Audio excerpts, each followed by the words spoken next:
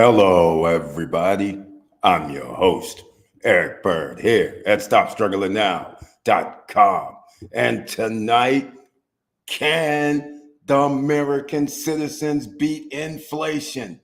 The answer is money, money, money. What does that mean? Stay tuned tonight. And hopefully, you guys do not hear the echo that I hear because we are remote. Once again, we're on the road. So, welcome to the SSN Nation Wealthy Wednesday Night Live Stream. Stop struggling now, gear.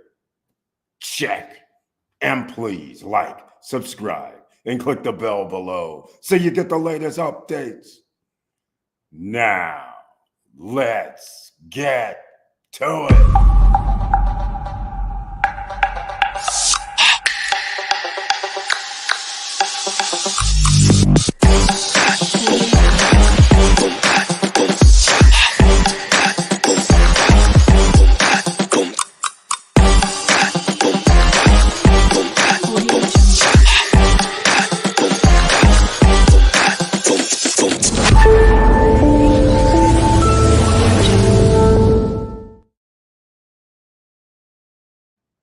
All right, welcome back, ladies and gentlemen. And I want to point out tonight, if you can't get in the chat room, there's a reason why. Only members with the icon can be in the chat room on Wednesday night live streams.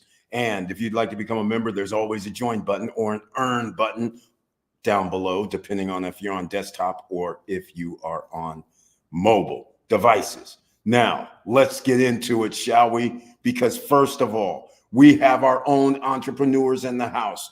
So I always point out our own Professor Auntie Val and family have Beachfront Java, beachfrontjava.com. Go there, support our own, because premium blended coffee and tea, and it's going to be fall here soon. The weather is going to change. It's going to get colder, so why not stock up on our own? And again, beachfrontjava.com, you want to put in the promo code SSN Lifestyle, all one word.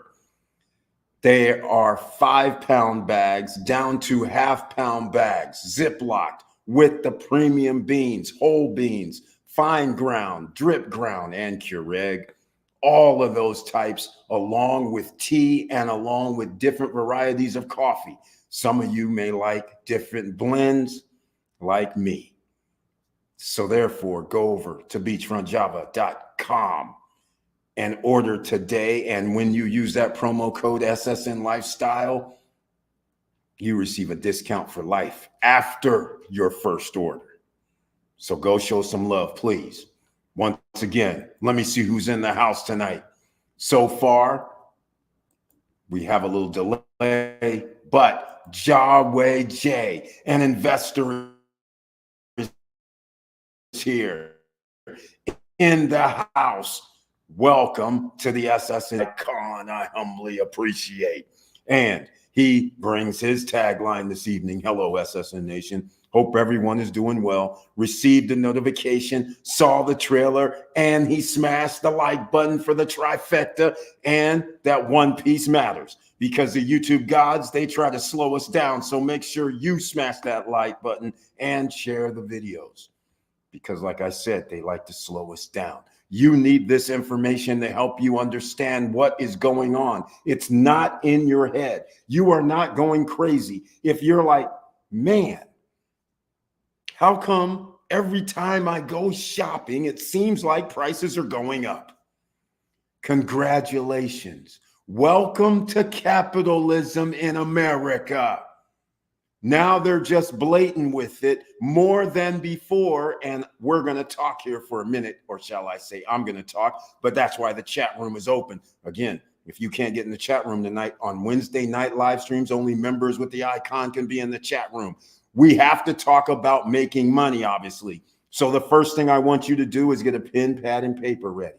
We'll talk about capitalism, but speaking of capitalism, go and find out about YMAG, YMAX. These are on the stock market. And if you have not downloaded Robinhood or Webull, you don't have a brokerage account, to buy stocks, then please, down below in the description, you will find the links to the apps that you should download. You will be getting free shares of stock. That's for starters. Now, why do I mention YMAG and YMAX? It's because of a extraordinary ETF plan by yieldmaxetfs.com. That's right, yieldmaxetfs.com. They have those two that I mentioned started their weekly dividends distribution. It's unusual, but it's weekly. Last week was 17 cents per share. The stocks, they range from around $10 to $20. So if you can get, let's just say it was 10 cents per week. If you can get 40 cents a week or 40 cents a month, I should say, not 40 cents a week, 10 cents a week, 40 cents a month. And at the end of the year, you get $4.40. Whether your stock is $20 or $10, that return is stupendous, extraordinary. So that's why I say just start out with those two. They're the only two in the yieldmaxetfs.com fund that you can go to that do weekly. Everybody else does monthly distributions. The stocks are not $400 a share or $200 or $100. But I will tell you this. Would you like to receive 20%, 25%, 40%, 50%, 60% return on your money over the next year? I suggest you go check out YieldMax ETFs. And also, Roundhill Defiance ETFs all of a sudden started joining in the party. So again, there's just more than those. But we're going to be talking about capitalism here shortly, because there's a lot of people that are quite confused as to what is going on in a capitalist society, and you're trying to blame certain segments of the population for this downfall or for this implementation. There has to be some sort of things that happen. You have to abuse laborers in order to make more profits, right? Victor Marrero, who is out of the labor market, who has retired officially. He's about to go on that worldwide tour, ladies and gentlemen. So we're going to have to live vicariously through him. Hopefully, he's going to tell us that YouTube channel one of these days. So when he's going around the world and post up them drone videos and the love that he has for traveling, we'll be right there watching it. And we will be talking about it here on the SSN Nation as he travels throughout the world. And welcome to the SSN Nation Wealthy Wednesday night live stream. Victor Marrero with the icon next to his name, which I humbly appreciate. And he says his tagline this evening: hello all, let's do this. That's what we try to do here. We try to help people. We try to get everyone on board. You have no choice anymore.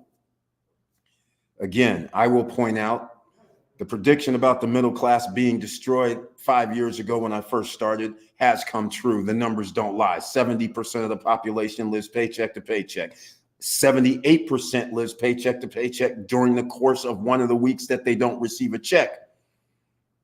So after the next 3 years, not 5, 3 years, the upper middle class, oh, they're coming after the six figures now.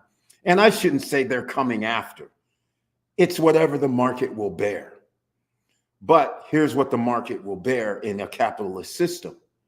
You have to have your electricity on. You have to go buy groceries, just for starters, right? So you have to, if you own a home, have insurance. You have to have health care, right? So any of those things, are prices going to come down in the next 1 year, 2 years, or 3 years? Is there going to be some sort of crash that's going to occur? I'm just asking for American citizens and people around the world. Joe Nay, another investor extraordinaire, is here. Welcome to the SSN Nation Wealthy Wednesday night live stream. And he has that icon I humbly appreciate. And he brings his tagline this evening: Good evening, SSN Nation. We doing big things this Wednesday evening. That's what we like to hear. That's what we do here. We try to help people around here. A rising tide lifts all boats, ladies and gentlemen. Here are the high yield dividends by Victor Morel, ETS paying weekly dividends. Oh my, he's added his list, including the round hills, YMAG, YMAX, RDTE, QDTE, WDTE. Average of weekly dividends for all five is 26 cents. Average price is $33. That's over $1, ladies and gentlemen, per week.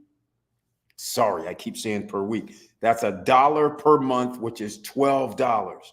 If the average price is $33, how do you find out your yield? You take the $12 that you're going to make, the dividends annually, and then you divide it by the cost to purchase the asset, which is $33. $12 divided by $33. Let's just see what that number would be on average if you owned all of them. $12 divided by 33 equals, 36.3%. Who would not take that?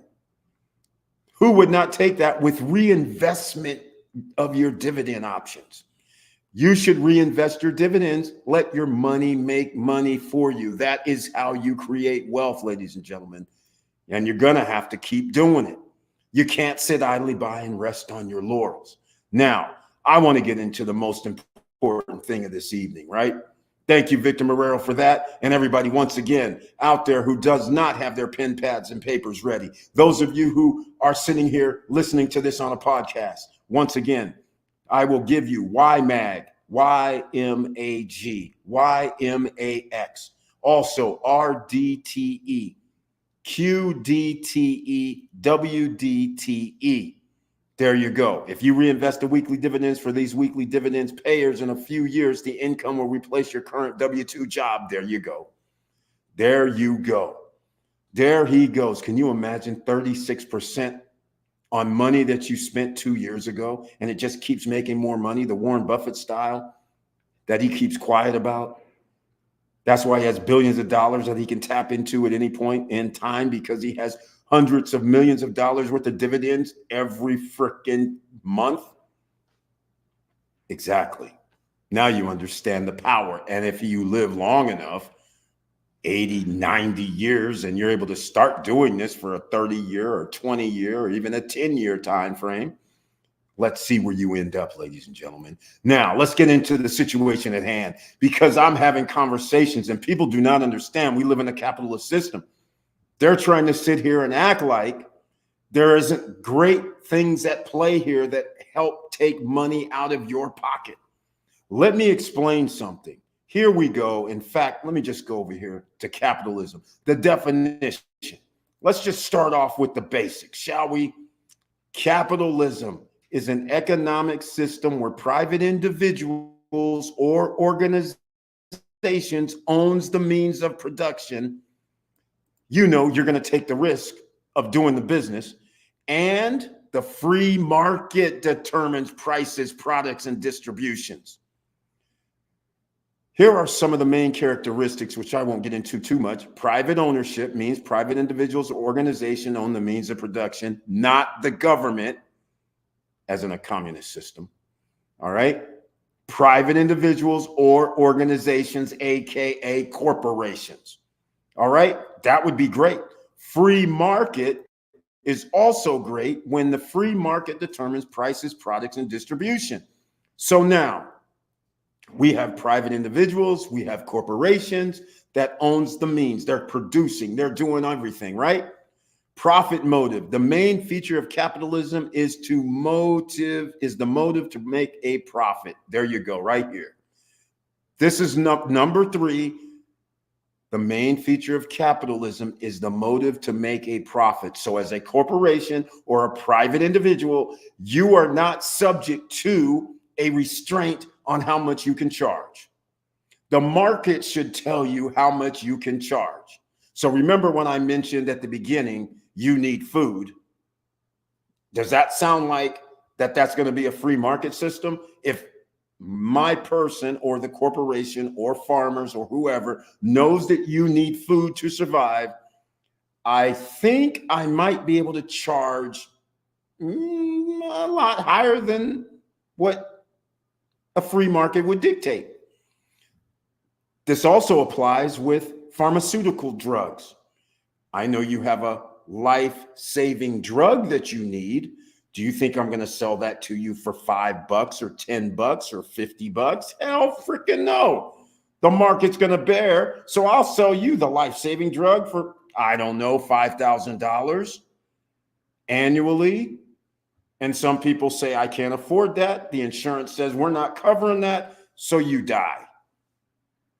I don't call that a free market system, but hold on. That's what we're with, Mr. and Mrs. Capitalism. So again, competition is the key of capitalism. So you guys have all these keys, competition. So let me ask you something, American citizens and people around the world.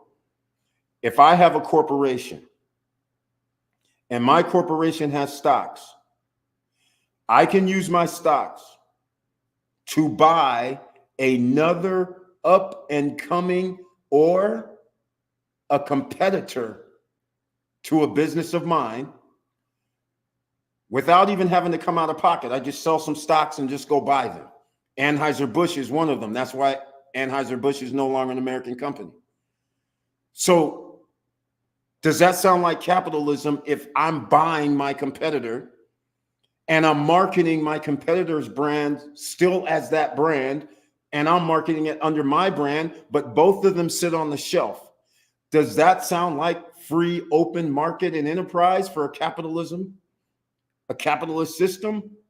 I don't think so, because I just took out the competitor and we're both on the same team. And now I'm going to raise my price $1. And then I'll just raise the competitor's price 50 cents. But see, it all depends on the cost. Did I just raise the price 10% for one and 25% for another? For you as the consumer, you don't know any different. You're thinking, damn, man, prices went up. Who am I going to blame for this? Everybody but the corporations is what people here in America are doing. So these guys do price gouging. They are only competing amongst themselves, and you think this is a capitalist system. I'm telling you, I don't understand where people are going to school at these days. Listening to people tell them what's happening when all you have to do is look around. There's literally 5 or 6 corporations that own everything you buy. Yes, I hate to tell this to you. 5 or 6. Grocery store chains, less than 5. If Albertsons and Kroger merges, they'll be less than 3. Do you think your grocery prices are going to go up or go down? Asking for a nation. What do you think is going to happen with your healthcare insurance or your housing insurance? So if the corporations don't want to insure you, then who's going to be paying for those who are insured? Less people into the pool that are paying. That means they have to raise the prices on the people that they do insure. You guys getting the game plan yet? So I'm going to say something that should piss people off, but it does not. Because right now we have a situation where I've talked about this before, capitalism. So I'm going to ask you something. I just gave you the insurance situation. Healthcare is the most important thing for any country. America is the only developed nation out of 33 countries that does not have healthcare for all. Okay? We got bombs. We got planes. We got all the stuff that can wreak mayhem in the world. But let me ask you something. If somebody comes along, because we've already had this happen, somebody comes along and says, I want to make sure everybody has health care in America. And you guys say, well, I don't believe in communism.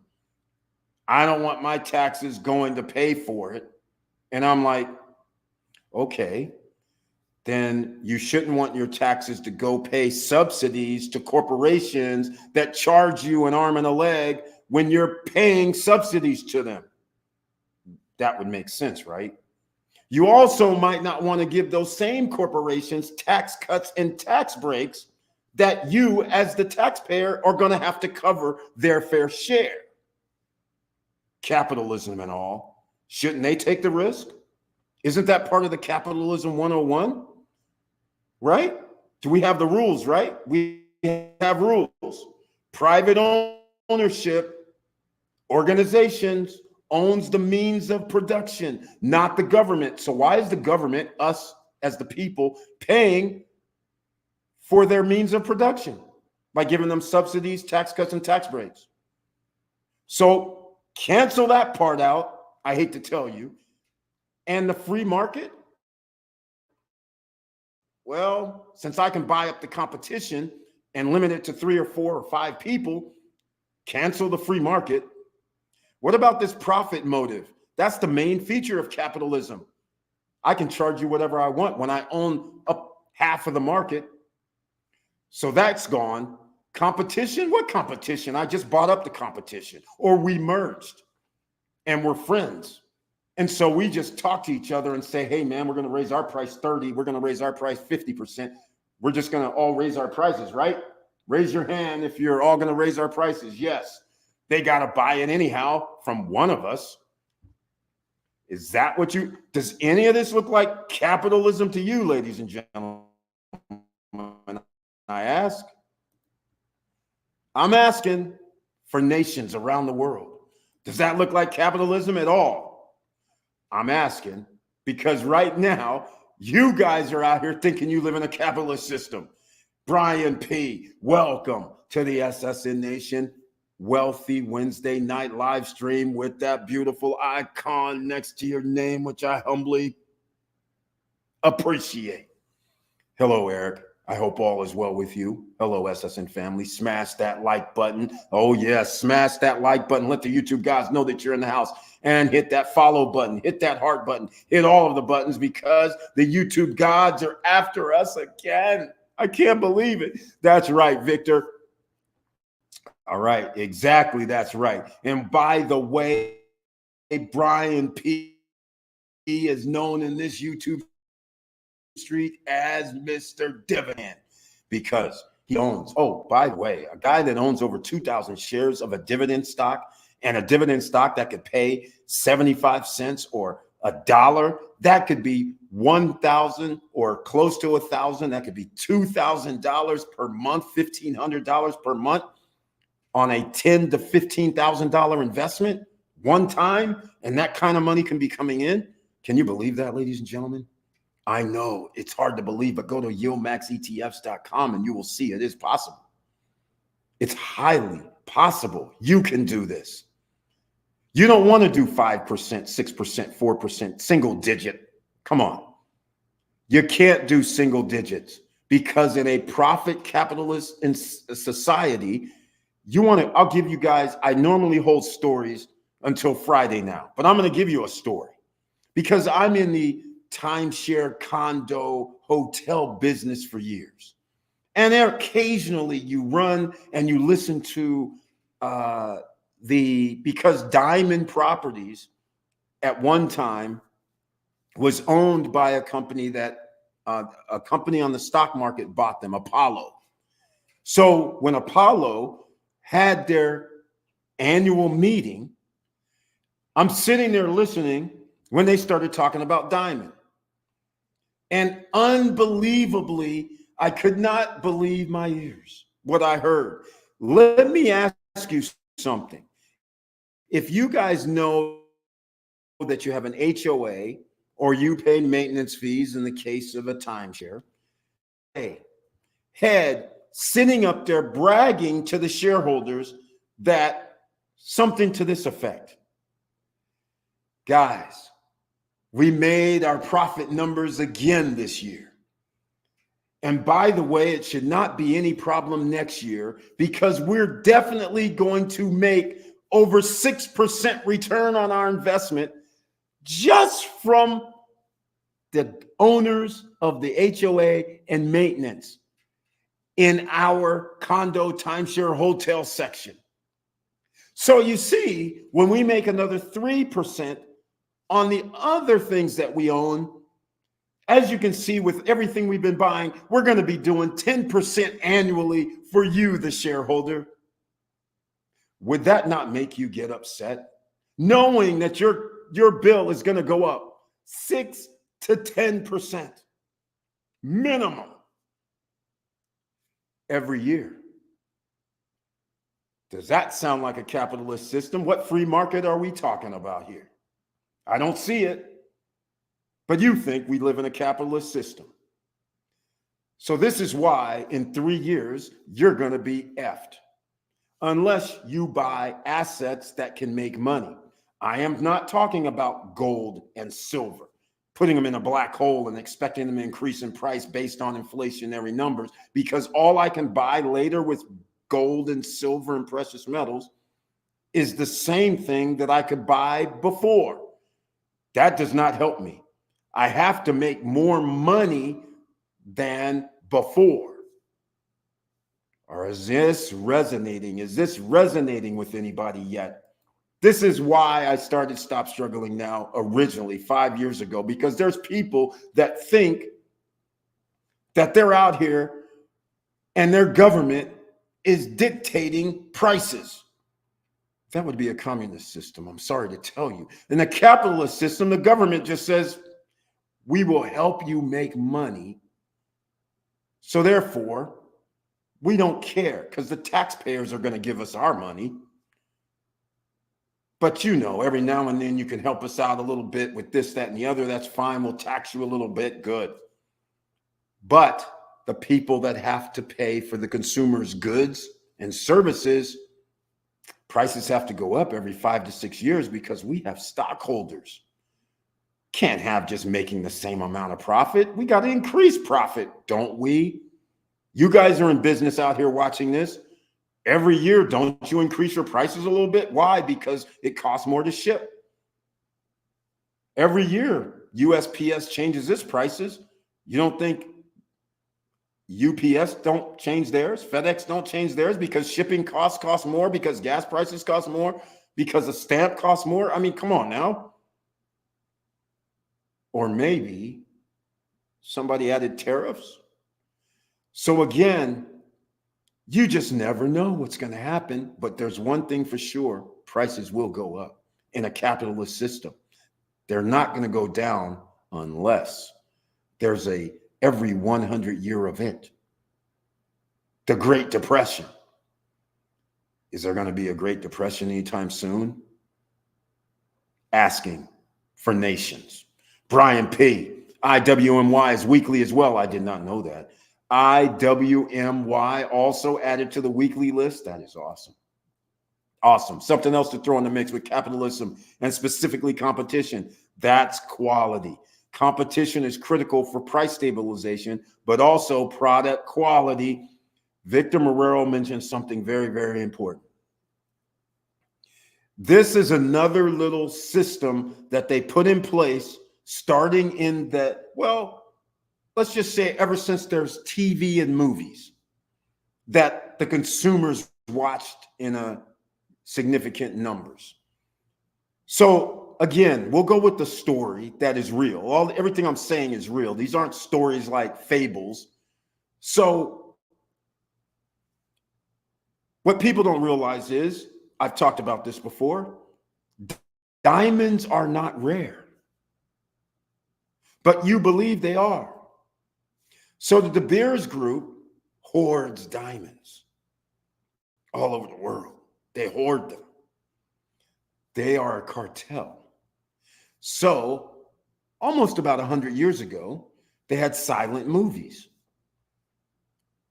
So you know what they did? Because Hollywood was this burgeoning situation where people go to the movies and watch. They were very smart. They did what capitalism means. Advertise. Tell people you're the best. Tell people you have the best quality. Tell people what you want to tell them. Hollywood, and say, hey, man, from now on, whenever you do a love scene in a movie, have a guy propose to a woman and then have something say, which is the woman, diamonds are a girl's best friend. And then have all their girlfriends and everybody flock and do, ooh, ah, it's awesome. How big is it? How big is it? Fellas, women, the bigger it is, the more it costs. But you guys don't think about that. But marketing wise, genius. And then they said, that's right. Not only do they have to have an engagement ring, then you got to show them going to the wedding and going shopping and getting a wedding ring. 2 for 1. And voila, no more jumping the broom. No more coming in giving goats. All of a sudden now people are like, oh, well, hell, man, you are not giving out an engagement ring? That must mean you don't care. Oh, and that little petty ass little engagement ring, he's no good for you. You guys eat this all up while the Bears group is hoarding the diamonds and telling you what they're worth because you don't know that they are not actually rare. People up in upstate New York, you guys bouncing around in the street, you see some diamonds up there yet? I know you are, because that's where they are. There's some diamonds in the streets in upstate New York that people just go, that's a Mercier diamond. Who cares about that? I know. It didn't come from Africa or something, did it? So I'm just telling you, you have no way around it right now. Corporations own the lawmakers, creating the laws that give them an advantage over private individuals. There's no longer private individuals get to compete with corporations. That's why Amazon, Walmart, and all those can wipe out moms and pops businesses. You can't compete when somebody says, I can order it today and deliver it in 5 hours or less. Why are people going to drive to your store? They're not. And especially when the price is less. They're not. We'll get into that. We are making money in here. Exactly. All right, Victor Morrell, the government's job should be to create policy incentives. Things like taxes and incentives for small business startups stay off people's pockets. Well, funny you mention that because there is somebody that just showed up on the scene who wants to be a president that said we'll give you a $50,000 business credit for startup. Bingo! Because why would we give the incentives to the corporations and capitalist system? Because when we give them the incentives, they just charge us more money.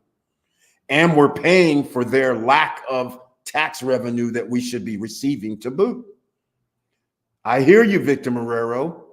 I like what you're saying there, Victor Marrero. That's why there's certain people that know economics that would say that's a hell of an idea because that would help out a lot of startups. Right. And who's going to be against that? Oh, heaven forbid. Don't tell me corporations and the rich are going to be upset about it and say it ain't going to work. Oh, imagine that.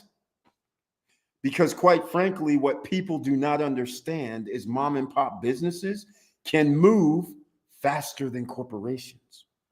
This is why during the 1950s up until around 1980, mom and pop businesses existed on a different scale because corporations, they have to go to shareholder meetings. They have to go through a lot of different steps. Executives, they got to go check out, hey, the marketing and do all this. So months go by. Meanwhile, mom and pops, they're producing something and they can charge the going rate that their customers and citizens of the neighborhood or city can buy. So what do we do as a corporation? Because this is capitalism. Well, then how do I undercut mom and pop businesses? You know what I do? I start thinking, Let me go over to China, Mexico, Vietnam, Taiwan, Korea, where I can have some products made for a lot less because people make 25 cents a day at the time. We're talking like 40 years ago, 50 years ago. All of a sudden, why am I going to pay United States workers to do this exact same thing and I have to charge X amount of dollars when I can still charge the same amount in America, but I can get it made for a fourth of the price overseas? So capitalism, again, under the rules, the production cost is reduced to a fourth. And instead of hiring United States citizens at the going rate, livable wage, they'd say, nixay all that. We don't have to anymore. But yet, do you know what the quality difference is? You don't. You just know as a consumer, it costs less. I'm buying it for less. We're good. Because if you thought quality was all it takes, then Walmart would have never happened. But nobody seemed to care when they're buying them cheap Chinese goods and selling them in the store. And they were like, damn, this is half price from what I'm used to. So the quality factor has flipped on its head from car manufacturing to clothing to everything. And by the way, there's this company called Temu that people may have heard of.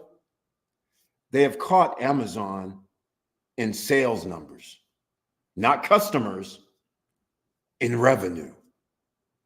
It didn't take long, did it? And why do they get to catch Amazon? Because they get to do something Amazon did to the mom and pop businesses. They are in China, getting their stuff made in China, and they're selling it like Amazon to the same consumer nation. Amazon, on the other hand, they have locks that they have to go through. They have warehouses that they have to ship to. They have drones that they have to buy. They have robots that they have to buy for their warehouses to get it to the consumer. Temu doesn't. So if I'm sitting at the same factory getting the same stuff and I don't have to have warehouses, I think I start having an advantage. And I'm not Amazon. I don't have to buy up malls for stock and storage because I'm doing same day delivery. We're still not doing same day delivery with Temu, right? But they've caught them in revenue. So ladies and gentlemen, capitalism, do you think this is working? I want to know for a nation. Because I'm going to put this back on the screen in case we had some people that just came in here late.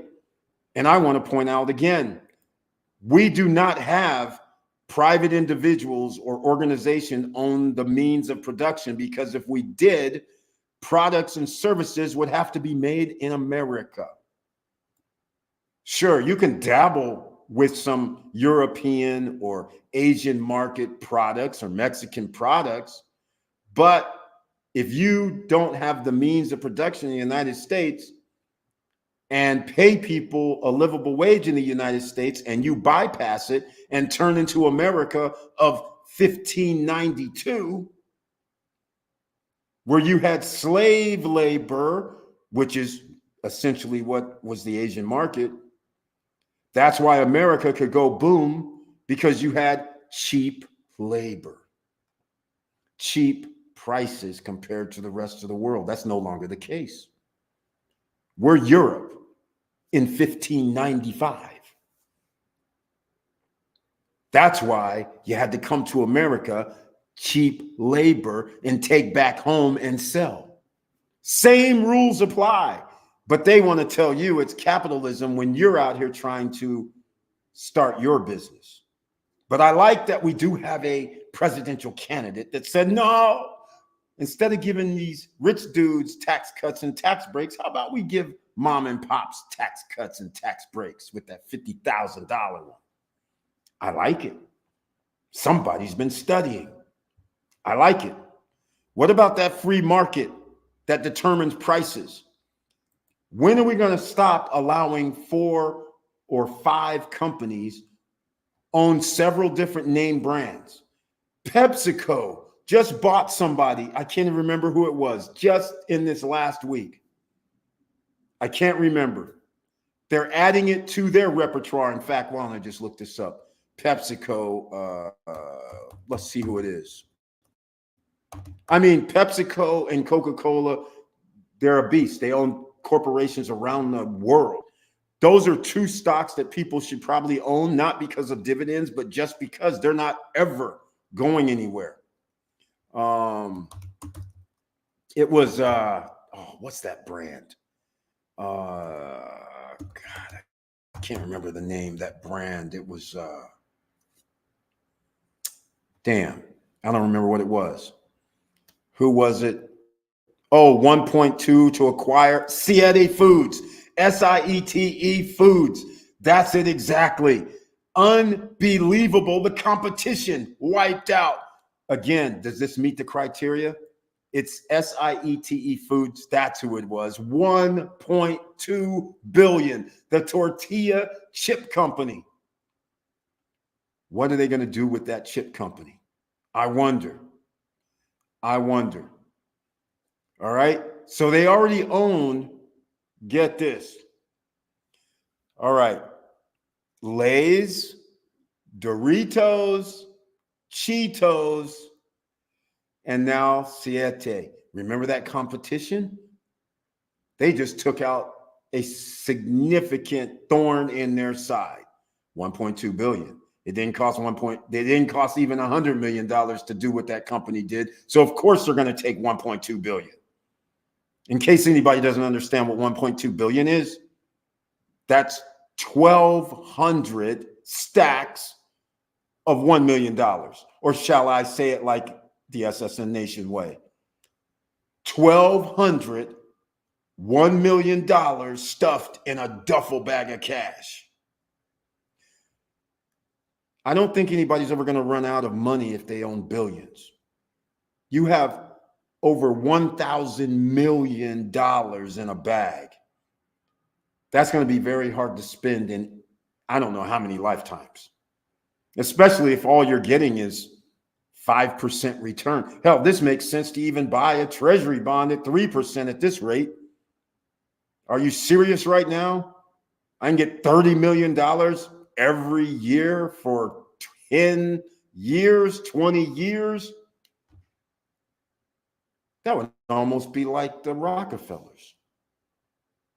Very smart, if you ask me. I think you could, every time somebody's born, I think you can give them, $1 million or give them a small portfolio. So then by the time they're 20 years old or 25 years old, whenever they can get their trust fund, I think they'll be fine. They might have 40, 50 million in there. What do you guys think? Have a huge advantage. All right. So again, in case you're new, private ownership. These are the 4 tenets of capitalism: free market, prices, products, and distribution. Profit motive. The main feature of capitalism is motive to make a profit. Competition is key. PepsiCo owns Doritos. They just took out Siete. I call it Siete. I don't know how to really pronounce it, but I'm calling it Siete. That means they own that brand. Both brands are on the shelf. Competition is no more. They're the same company. And it's worth it. 1.2 billion means that company makes a lot of money. Nobody's going to spend 1.2 million on a company that makes $10 million annually. All right. Let's just get real. All right. I won't get into communism because if I start doing that, some people might start getting upset because then they're going to be like, wait, aren't subsidies a form of communism? Yes, it is. Wait a minute. Aren't tariffs a form of anti-competition? Exactly. Wait a minute. What about these tax policies where they get tax cuts and tax breaks and we got to pay for it? Wait a minute. How come mom and pops don't get tax cuts and tax breaks? Why can't they not have to pay taxes for their corporations over 10 or 20 years like it should be? so we can level the playing field. All right. Now, all I can say is I had to talk about this because there are people out here who think capitalism means that they're supposed to get a livable wage. The most expensive thing for any corporation, you, mom and pops, the reason why they have a hard time existing in today's economic environment is because when you have mom and pops, they can't pay somebody $20 an hour. I mean, just seriously think about this. $20 an hour is not even a livable wage. But imagine if you have a business and you have, let's just call it 5 people that work for you, because you're going to be open, let's call it 9 a.m. to 9 p.m. at night. So that means you have 2 shifts. That's 5 people. 20 times 8 is 160. 160 times 5. And this is what blows everybody away when you have to do this as a business owner, right? You go, okay, 160 times 5. And I'll get into some other things. Wait. Wait, 160 times 5 should be 580, right? Let's see. Why am I? Oh, I see what's happening. Okay, I can't get it yet. Hold on a second. 160 times 5. Why is this doing this? Forget about it. 160, no, it should be 8 something. My calculator is not working, ladies and gentlemen. See what happens? 160. Why is that doing that? Here we go. 160. No, that's not working. 160. No. Ah, man, my keyboard's not working. 160 times 5. Not 55 times 5. 800. Okay, I'm off. Okay, that's $800 a day times 5. That's 4 G's a week. I have bad news for you. We have to pay taxes, and we share what you pay in FICA. The business has to pay in FICA as well. No tax cut, tax breaks, mom and pops. All right. So what would that mean as FICA goes? I don't know. Maybe out of that 800, 150 goes to FICA. So not only do you have to pay your workers, now you have to pay the equal amount. So of the FICA for all 5 people. Now, some of you would say, well, that's $800 per week, $3,200 per month. Now, if you, as the owner, have to have a place to live, you have to have a salary. So let's say you think you should have a nice house to live in. So your mortgage and stuff is going to be what, $3,500 after you pay insurance, taxes, HOA or not. So now you have to add $3,500, but obviously it costs you more. You got to go get groceries. You got to pay everything else. So you yourself might have to make $5 grand. So now you're automatically around 8 G's, 9 G's a month just to maintain your small mom and pop business. The problem is you have to make more than that, and you have to make that in profit. Businesses do not make 50% profits. I hate to break this to you. So in a capitalist system, a business may only make 15%, 20% profit. And if you're doing a simple, generous 20% profit, oh my, that 9 G's, ladies and gentlemen, we're going to have to be somewhere around $100,000 per month. 20% means 20 G's. Half of it goes to your employees. You want your $5,000 to pay for where you live? After taxes and all that, you're done. Right? This is at $20 an hour, which is not a livable wage. So what kind of employees are you going to have? Not quality. All right. Andrew Miller, Very, very happy to see you once again in the SSN Nation Wealthy Wednesday night live stream with that icon next to your name, which I humbly appreciate. And good evening. It's been a long time. Now, I want to get out of the capitalism because a lot of people may be starting to get a little upset because once you understand how capitalism is supposed to work, then you'll start being against certain things, because then you're going to go, what do you mean you're getting to buy Siete for 1.2 billion?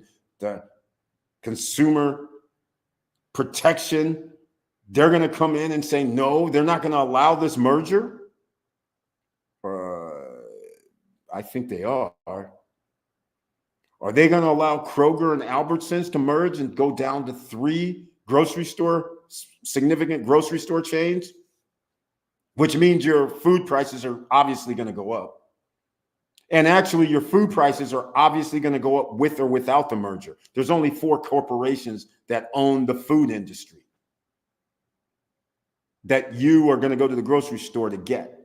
Unless you have your own place that you can go shopping, like, the local farmer, and they're cutting up your meat and things like that, the old butcher and block situation. That is a whole different ballgame. But how many places have butchers anymore? That you get to actually, people are bringing in the actual animals, they're butchering them. That means production.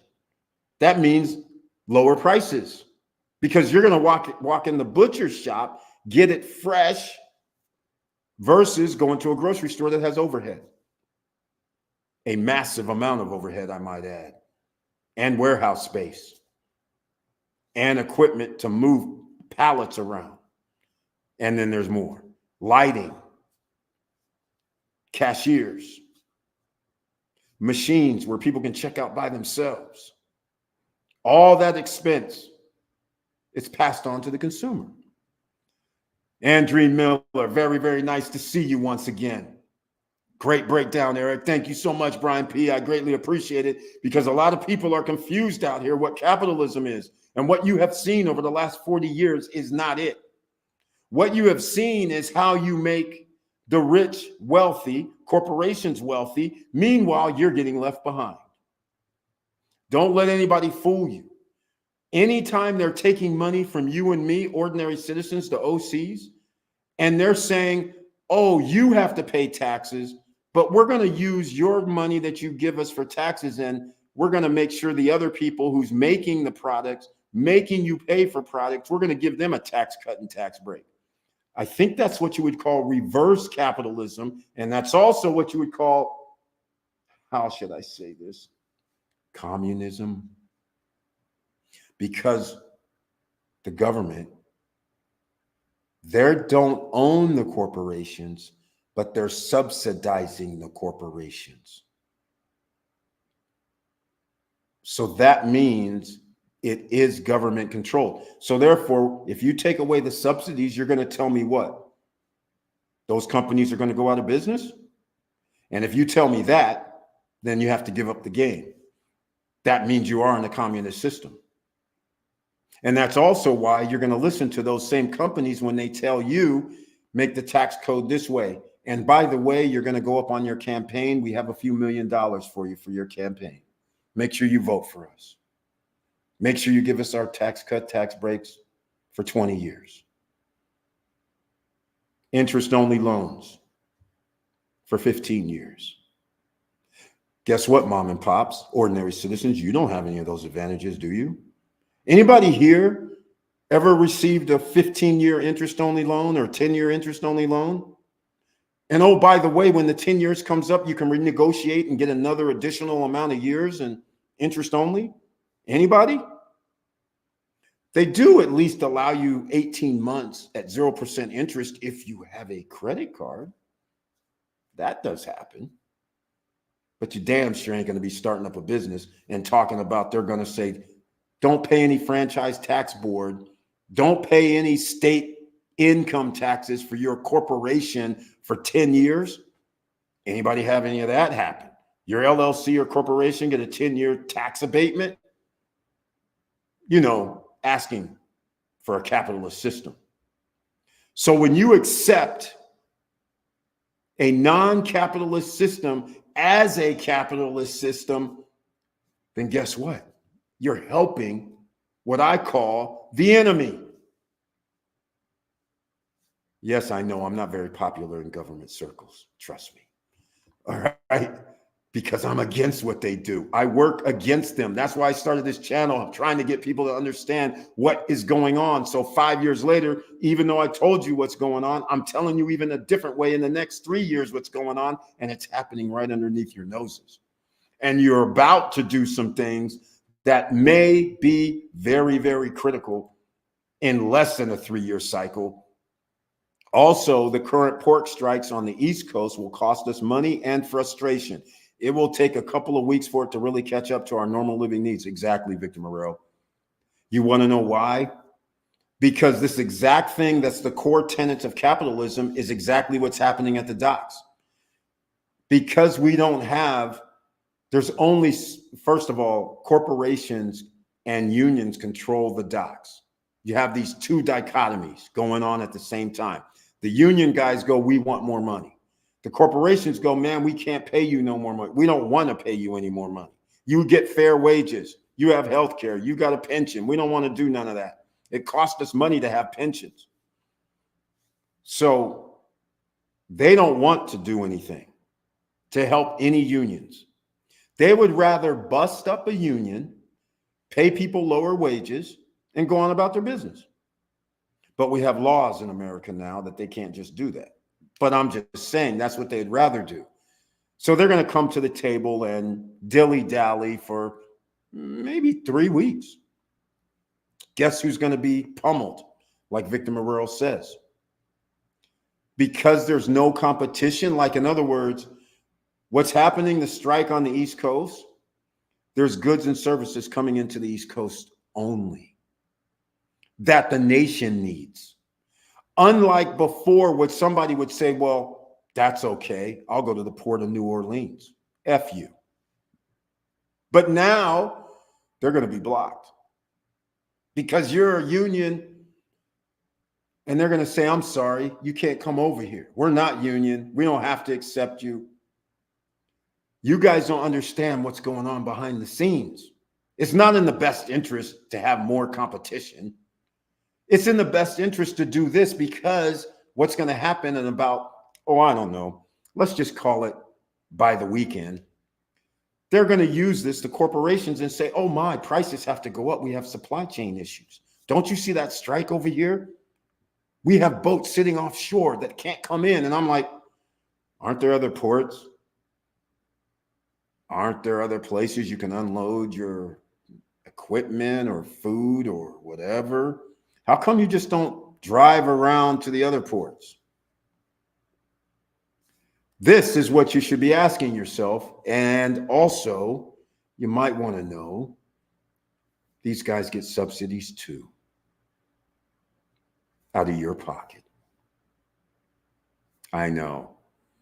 Isn't it rich? Just like the airlines.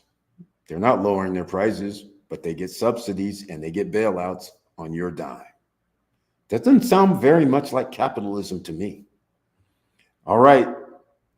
So yes, Victor Morel's correct. The cost of everything's going to go up. And I mean everything.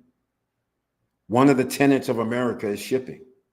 If shipping prices go up, which they will, because we are going to settle with the union's going to get paid more.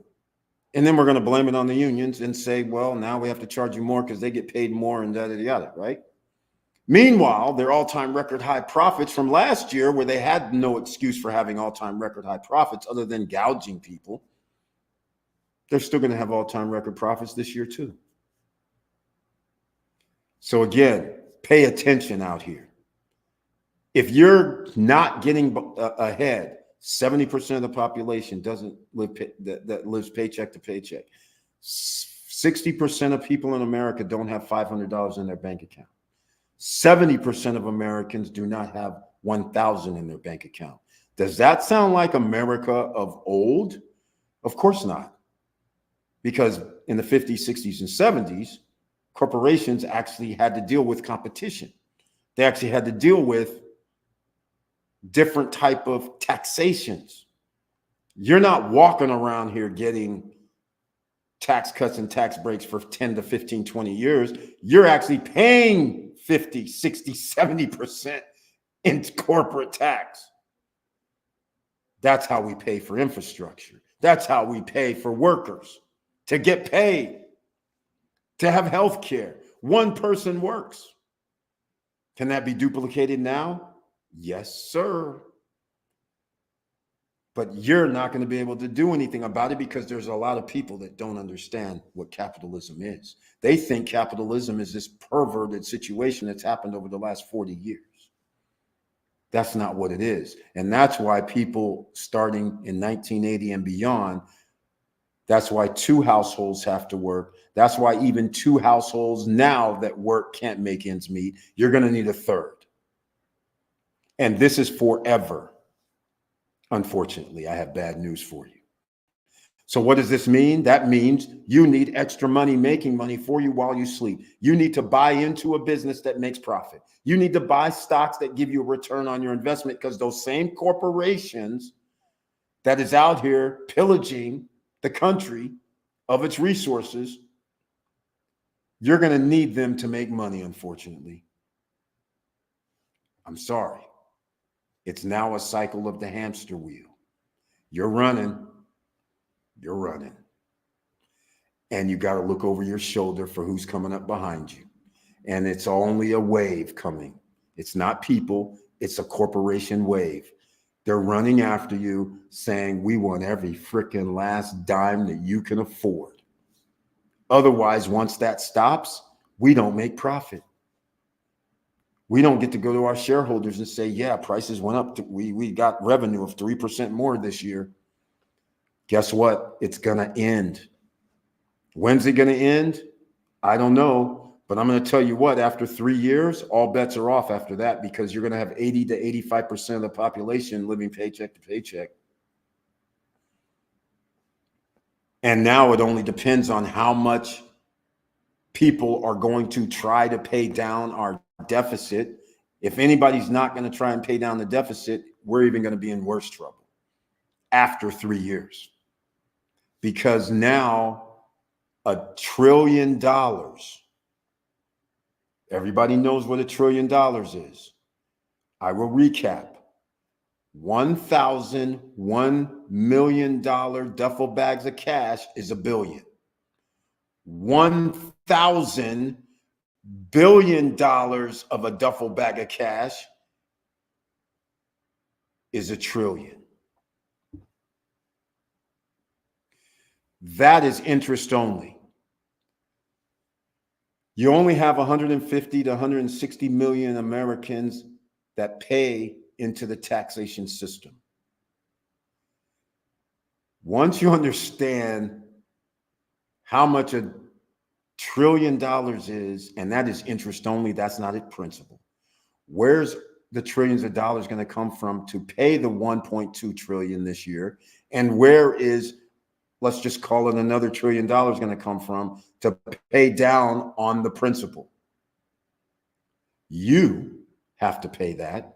And in a capitalist system where you're giving corporations who make the most money tax cuts and tax breaks and subsidies that you're also paying for, how does that work? How's that going to end up for us?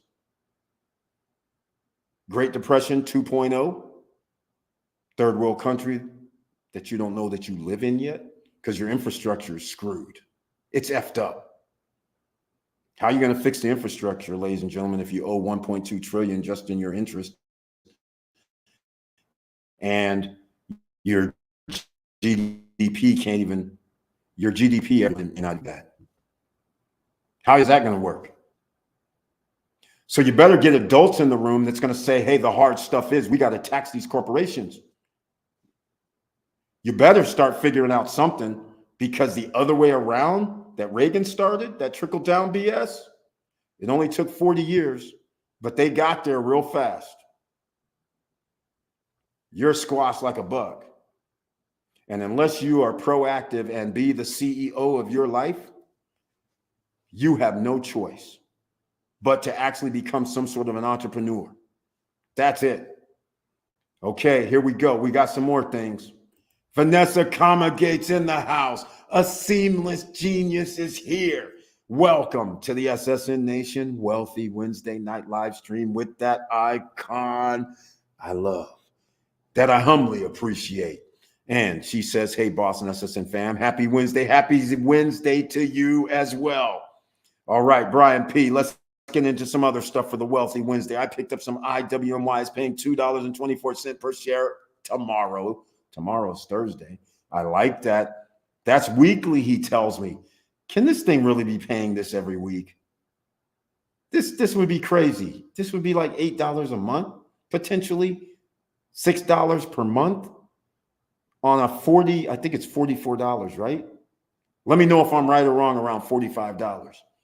Okay, let me know if I'm right. So I think that's right. So if you got $8 a month, that can't be right. It can't be just $44. That'd be crazy. If you got $6 a month, that'd be 60 some dollars a year on a 44. No, it can't be, because that'd be over 100% return. Let me know how far off I am. I think that's what it was, right? Yeah, it wasn't 400. I think it's 44. We will see. We will see. All right.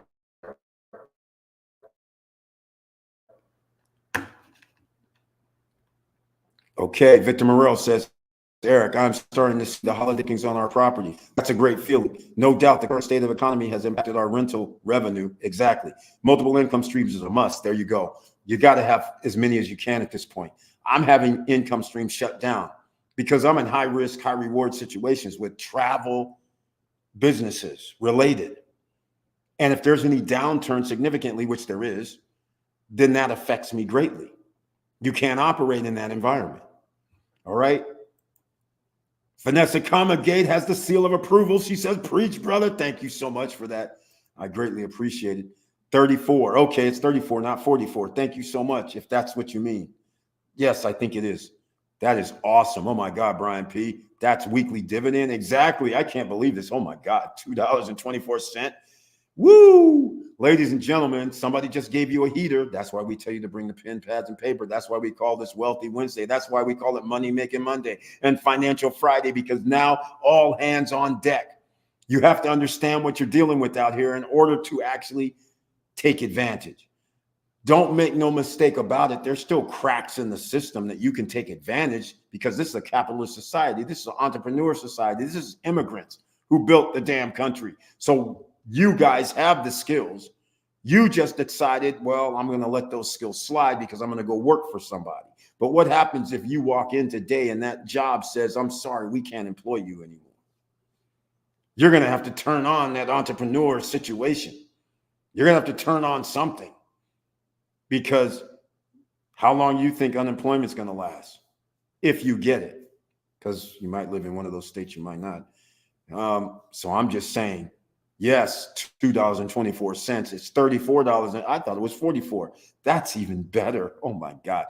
Most people would live with just $2 annually on a $34 investment. People would love to get 15% return annually on a stock play. We're talking about a hell of a lot more than 15%, apparently.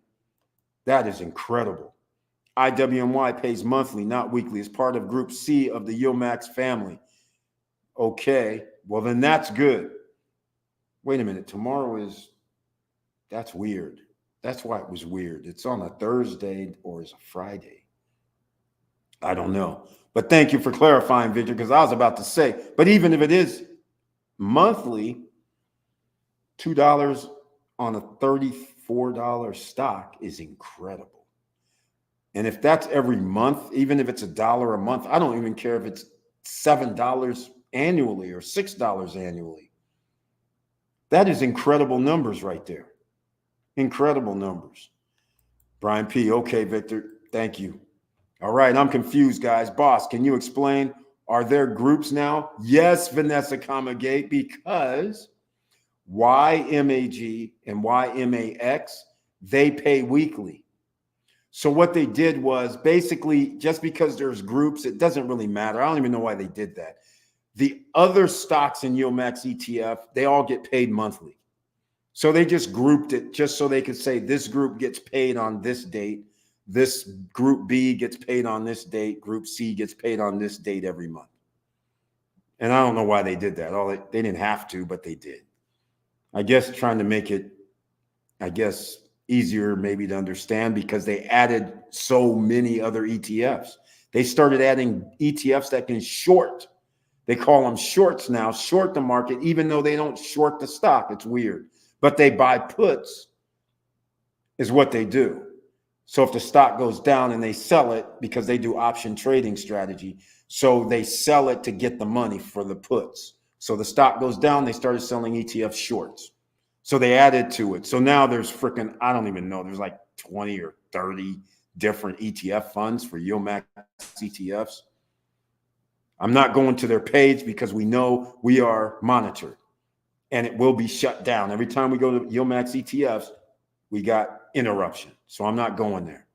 And I got something in my back office today. People think that there's internet is open, it's free and all this. I keep telling you guys, that's not exactly enough. This is another thing that irritates me, is that people do not understand certain people in America are under siege and some aren't. Those who are most often under siege, check out this, Victor and Eric. Okay. Some people that are under siege, okay, got it. That is kind of cool. Yes, exactly. It's real cool. Some people don't understand you're under siege. So the messenger is oftentimes the ones that they determine, hey, this is a problem. So I'm going to give you guys an explanation of something. So if you are sitting here and you guys listen to this talk that I've had, my TED talk on capitalism tonight, can you imagine that after this TED talk, and you guys now know about Yield Max ETFs, you now know that you can get 30, 40, 50% return on some money that you put into some dividend stocks. And all of a sudden, we go from just about 10, 20, 25 people on a live stream. We go to thousands. And all of a sudden, it turns into 5,000, 20,000, 50,000. And can you imagine at that point, 50,000, 40,000 people are doing dividend investing, making more than 20, 25% on their money annually and up. And then you have the same people saying, hey, man, go buy millions of dollars worth of real estate that you're able to control yourself. So you're controlling your stock portfolio. You're controlling your real estate portfolio. You are controlling your capital. We're helping each other control our own capital. We don't need corporations. We don't need nobody else. See, therein lies where the problem comes in from a government perspective. Because now, once you don't need the government, all of a sudden, you start doing other things. You start saying, you know what? You guys do you. I think I'm going to go over here and do something else over in Taiwan. I think I'm going to go do something over in Spain. I think I'm going to go do something in Dar. Once you leave the continental United States of America, sorry, I have bank accounts in other countries. You can't come get me for shit. I had to use that word because I'm talking to more than just somebody else who's watching. All right. You can't do nothing. So if you start having an army of people understand that they cannot be stopped worldwide and the borders cannot be pierced, now all of a sudden they start going, whoa, hold on. This is dangerous, ladies and gentlemen. All right, that is dangerous. So again, there's a reason you have suppression. There's a reason you have the internet, and there's a reason you have monitoring of the internet. monitoring of ISPs. If the government wants to do something, they can do it without you knowing it. But you only know something when you get emails from YouTube. You want to know something? I got an email in the last 24. I get an email all the time. I got my latest one last night. And the latest one was a video that I made that said something to the effect of how to get rich. I think that was the first 3 or 4. I didn't really pay attention to it because I just brush it off. So they took it down, restricted everything. And I'm sitting there and they said that there was some scam information in there. Now, I sent them back a message and I said, do you mean scam information? Like we're talking about yield max ETFs. We're talking about buying stocks. We're talking about doing real estate. What scam information are you talking about? There's no scam information. I mean, what are you trying to do? So they took down the video. I sent them back a message and I said, you guys are funny. I mean, now buying stocks, buying real estate is scam business now? Or is this just you're messing with me again? So after I did the appeal, earlier today, they had an appeal thing. And I just asked them, did you even watch my video? You claim you watched the video and I supposedly have some scam stuff in there. So these items, starting a business, getting an LLC, buying stock, buying dividend stock, buying real estate offshore and all that is now scam. So you know what happens right before this live stream goes up? They send me a message and say, oh, I guess you're right. There's no scam stuff in there. Your video's back up now. And my only question is, so who was the guy that said there was a problem to begin with? And why do I keep getting these messages about nothing? This right here is one of the reasons why you have to understand, and I'm going to say this in case I die tomorrow. In America, there are laws on the books for everything you do. What do I mean by this? There's laws on the books for everything you do that they can put you in jail for. Everything you think is normal, if they want to come get you, there is a law on the books. Remember those forms that you sign that says under perjury you sign? Most people ignore it, right? So I'll give a perfect example. When people are filling out, trying to apply for credit cards, right? And you put under perjury, yes, I make 120,000 or I make 75 or I make 35,000, whatever number you put on there, right? Under perjury, right? If you put the wrong number, whoever checks that? Nobody, right?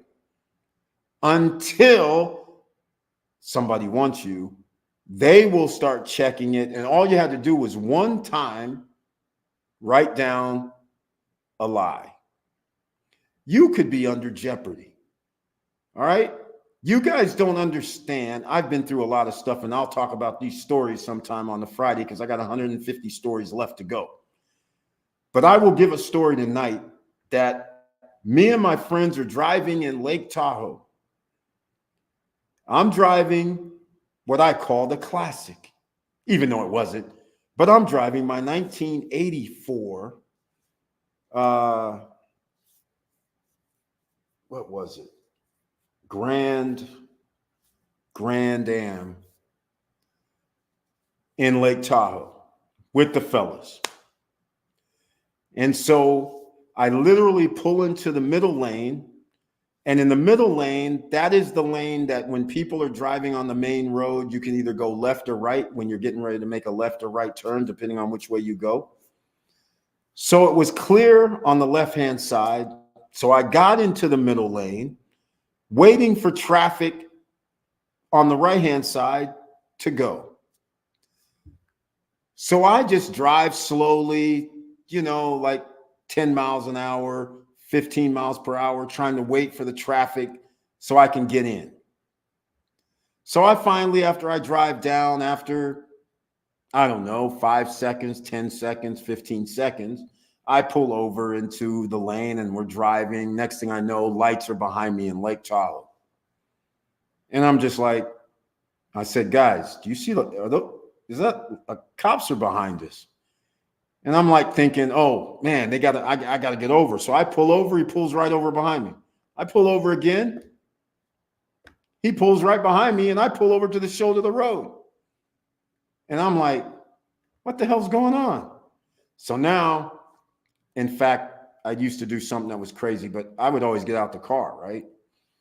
So he's, of course, saying, get back in your car, whatever. So I get back in the car and I sit in the car. He comes up and he's like, I'm like, so what's the problem? He says, do you know you're driving in the middle lane to get into the right-hand side? I said, yeah, after the traffic came over, I had to speed up and stay in the middle until it subsided, so I got over. What's the problem? You know, we have a law that's 100 feet. You can only stay in the middle lane 100 feet. And I'm like, you're going to write me a ticket for this? He's like, yeah, because I think you went past 100 feet. And I'm like, you think I went past 100 feet? So you're just like having a nice day today. No altercations happened. Nothing happened. But I will tell you this. I've been in trouble with the government before, like I told you guys, right? But see, what happens when you get in trouble with the government, you sometimes have powerful lawyers. So my friends are like, I can't believe this, Eric. You got pulled over for, did he just say 100 feet? And because you didn't get in the right lane on the right-hand side within that 100 feet, he's going to write you a ticket? You know what I told them? I turned to them and I said, he's not writing me anything. And they're just like, what? I said, watch. He's not writing me anything. I said, we're in Lake Tahoe right now. That's in a county that one of my lawyer friends, that when they pull up something, they are going to have a problem. My friends were like, what is this guy talking about? He's loony. He's crazy. The dude just told us he's going to give him a ticket. He comes back, hands me my stuff.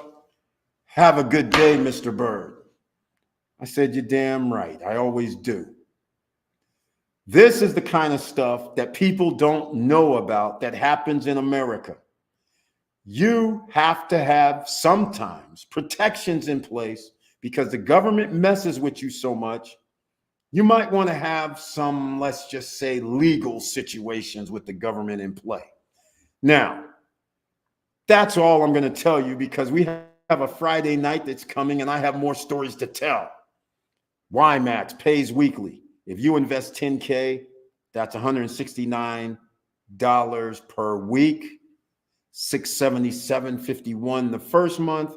Reinvest that, and the numbers will get crazy big in just a couple of years. Exactly. And Victor Marrero, I don't even think it's going to be a couple of years at that point, because what you're describing is a situation where you're reinvesting 600. That means you are doing something like 30 shares per month, if I'm not mistaken, at least at that price point, 677, I think. It'll be close. And if you get 30 shares and you can get, I don't know what that's a 16, what is that, 169 for, I can't do it because I don't know the numbers, but you're just adding roughly another, let's call it, it could be $30, right? Every month, but you're reinvesting, adding up more. So it's kind of weird when you're using $600 per month and reinvesting. And actually you're reinvesting every week also, Victor Marrero. It's not monthly. Every week you're so the shares you had the previous week, don't forget your calculation. Remember the $10,000, soon as the first week comes up, instead of a reinvestment one time a month, you're reinvesting 4 times a month. So those shares are added immediately the following week, which now means the next week, even more shares are added.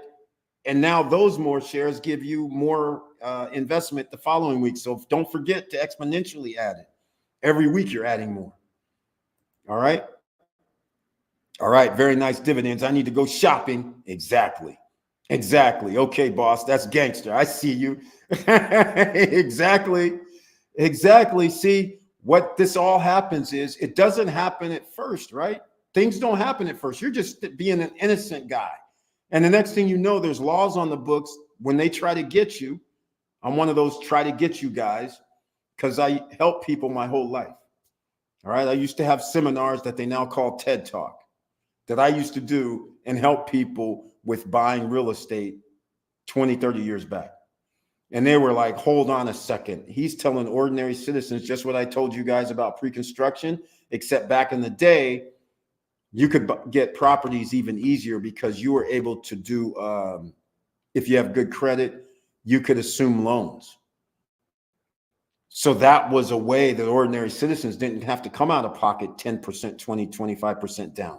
You could just roll in and be like, hey, man, I mean, I had all kind of stuff. Can you imagine a guy says, buy my condo, I'll give you a 2002 BMW 1974. I think it was 73, 74. Can you believe I bought a condo where a guy gave me his 1972, it's 74, I think, 2002 BMW, which at the time, people were like, why would you want that? I said, don't you know this is going to be like, it's kind of like a collector's edition right now. And he's going to give it to me because I got him out of this property because he has to go overseas. Are you serious right now? Of course I'm going to take it. So all these little things that people don't understand is from experience. And what I'm telling you is you have to make sure that you are protecting yourself with money coming in right now. Because one day you're going to wake up and the government, like what happened to me in the 80s, you wake up, you go to the bank, your money ain't there. People, you can Google it now, but like I said, you can Google this now and see it for yourself. But can you imagine in the 80s telling your friends that Wells Fargo, Bank of America stole money took money out of your account and they're all looking at you like, nah, that doesn't happen. You must have did something. I'm like, what? Like have my money in their freaking bank, you mean? Yeah, I did something. What is wrong with? Yes, I get upset even now thinking about how I had to explain to people, they just took my money. They're like, no, Eric, you must have did something wrong. You can Google now, see on YouTube where people are like, they took my money, even now. So these are examples that people don't understand. You have to protect yourself out here, and it's about to get a whole lot worse in the next 3 years. So if you don't have these dividends going, you're going to be in trouble. You don't have this revenue coming in from real estate or businesses, you're going to be in trouble. You cannot be buying duffel bags of cash and burying them in the backyard without earning some sort of interest unless you're a drug dealer or you're getting in illegal money, because otherwise that money is going to be worth a whole lot less 5 years from now. There's no way around it. The wheels are already in motion. Unless adults get in the room and start taxing these guys that are making the most money, then it's over for the rest of us, because we're not going to be able to afford the taxation and we're not going to be able to afford the buying, because the money has to come from somewhere. WiMAX price is $17.57 and pays 29 cents a weekly. Pull out an interest compound calculator on Google and you'll be amazed at how crazy it gets quick. Very well said. That's what I wanted to know right there, because if you have 1,000 shares and you have 290, is that going to be $290? Or is that going to be, yeah, I think it is. That's $290, because that's 29 cents. I think I can't, my mind can't get wrap around it. But if it is, that means we're going to get another 10 shares. So it's going to keep going up. It just seems like that's the magic bullet. So 10K will get you around 570 shares. Wow. Exactly. And if that's the case, 570 times 29 cents, some people would say that's not a lot. Others would say, yes, that's a lot. Right? Let's see, 5, 7. No. Hold on a second. Hold on. I'm going to do something. I'm going to do 10,000 divided by 17.57. Uh-oh. Yep, 569 times 0.29. I don't know what the other one was. 165. Yep, roughly. Somewhere around there. We'll call it 165. That's what the first check would have been for $10,000. Then you would take the 165 and yes, you would buy another 9 shares. So then the following month, 9 more shares means you might be up to 167, 168. But by the end of the month, in 4 weeks, you probably are going to be at another, what is that, another 20 shares? Something along that line, 28, 29 shares. Now we'll do a 590. So now we'll be up to 175-ish. I like it. I like it. That works. So 10K will get you around 570 shares. Wow. And 570 per month, 5,000 a year, 50% damn near, you win. Yes, Vanessa, input that info into a calculator and be shocked on the numbers, especially a year from now. He's right. It's going to be crazy. Hey, what about the reinvesting every week, though, for YMAX? Don't forget that. It's not like every month. That's a whole different number. Every week is even more powerful. Key is to drip, i.e. reinvest the dividends for a couple of years. Exactly. Victor Morel has it exactly right. And he noticed he said a couple of years. That's all it takes. That's what you need, ladies and gentlemen. All right. So hopefully this capitalism situation that I mentioned earlier on in this live stream resonates with people and you understand the assignment. You understand either what you're going to have to do or what you're going to have to prevent others from doing. And the others are not people. The others are corporations and governments. Even if you're in Australia, even if you're in the EU zone, governments are doing the same tactic, calling themselves capitalist systems when they're actually subsidizing businesses and corporations owned by the rich. That is in effect not capitalism. They're supposed to be just like you and me. If I take a risk and start a business, I don't get any help. If it works, it works. But are you going to spend billions of dollars to subsidize one part of the society, but you're not going to spend the equal amount of billions to subsidize the other part of society? That's an imbalance. That's also meaning there's going to be less competition. We got to have more competition if you want less prices. Common sense. If we can't get that, then we're doomed.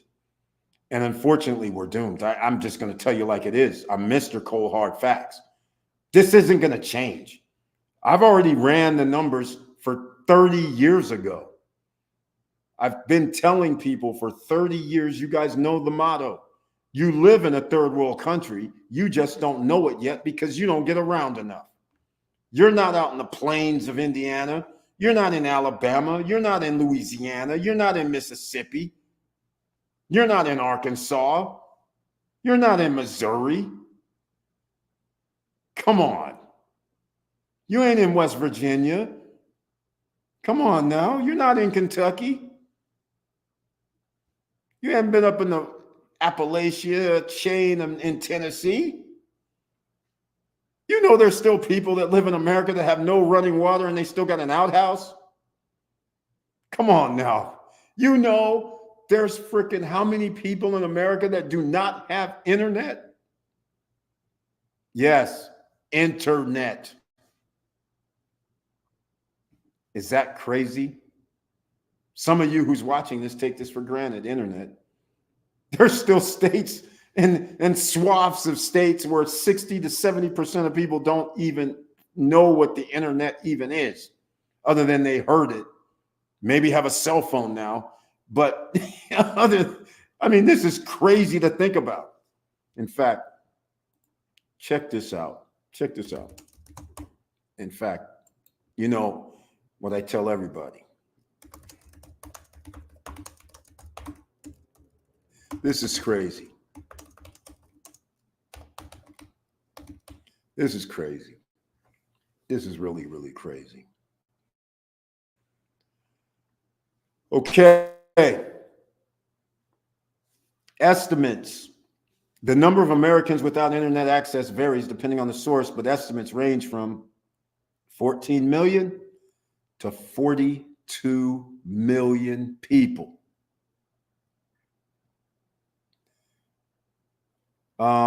It's like 42 million people. When they say access, that could mean going to a library. That could mean at a school or college or university. But I'm referring to in the frickin' house. There's 40 plus million Americans that do not have internet. Period. In 2024. So think about that, ladies and gentlemen. While you're acting all high and mighty about being in America and all, yes, it's all great because you got TV, you have advertising. But the reality of the situation is we've already stepped on 70% of the population. 200 million Americans, if you go by the percentages, are under financial stress. So what does the other 100 million do? They have to support that system. And you have to support the capitalism system by giving subsidies, tax cuts, and tax breaks to the corporations and the big dogs. So those 100 million people are supporting both the lower and the upper classes, and then you have to pay for your own stuff. So what do, ladies and gentlemen, in a capitalist system? If anybody wants to start talking about economics, how about this? How was America built? On indigenous and immigrants' backs. Do you hear what I say? Immigrants and indigenous backs. Why? Because they're going to do the jobs, the backbreaking jobs, all the jobs that have the lower wages that the people that live here didn't want to do. And this is why, if you understand the Roman Empire and the plebeians, you heard of those words, plebes? Guess what the plebes did? The cooks, the farm hands, the maids, they walked off, AKA strike. So you guys think you run the place, huh? We're leaving for a few days. Let's see how good you are at cleaning up all the mess.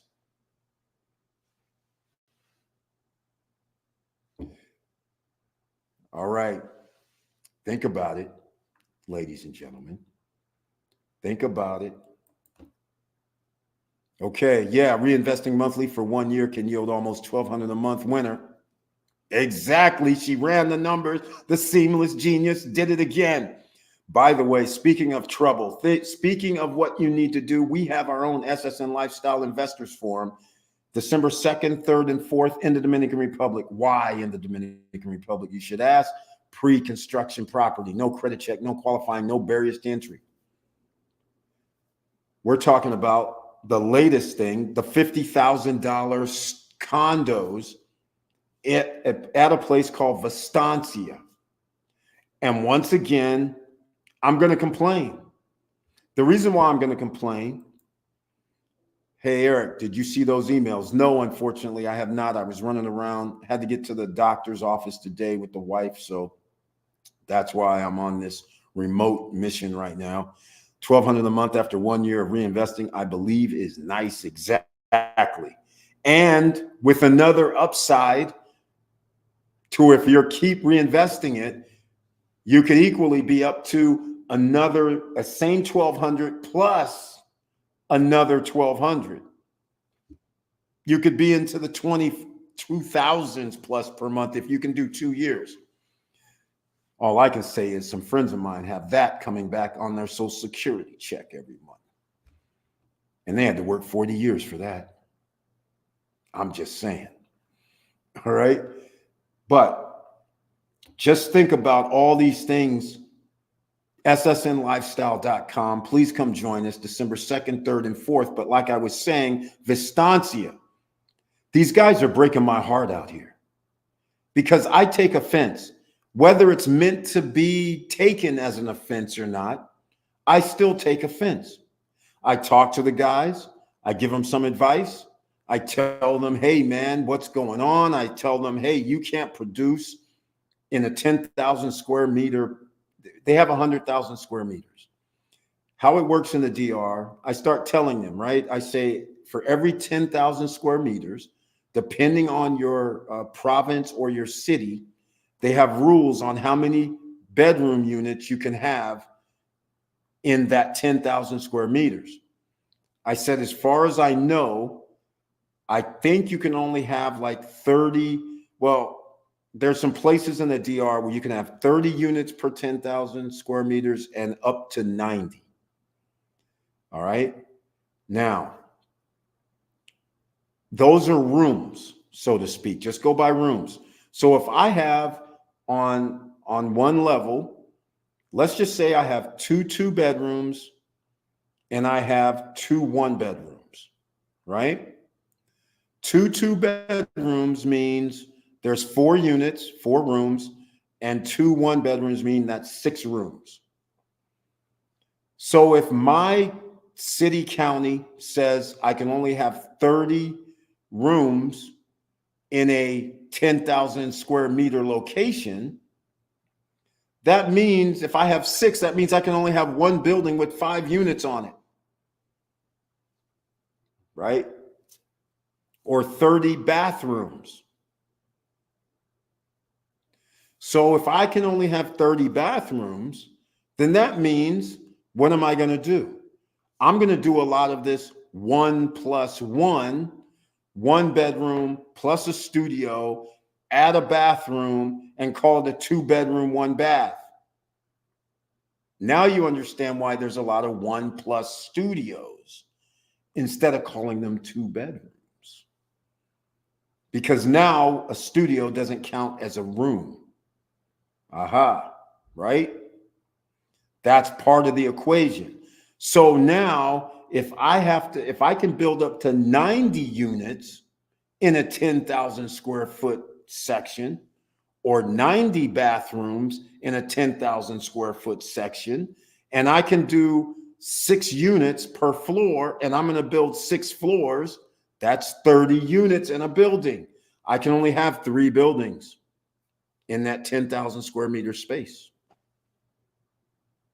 with my present configuration, calling the 2-bedroom a 1-bedroom plus studio.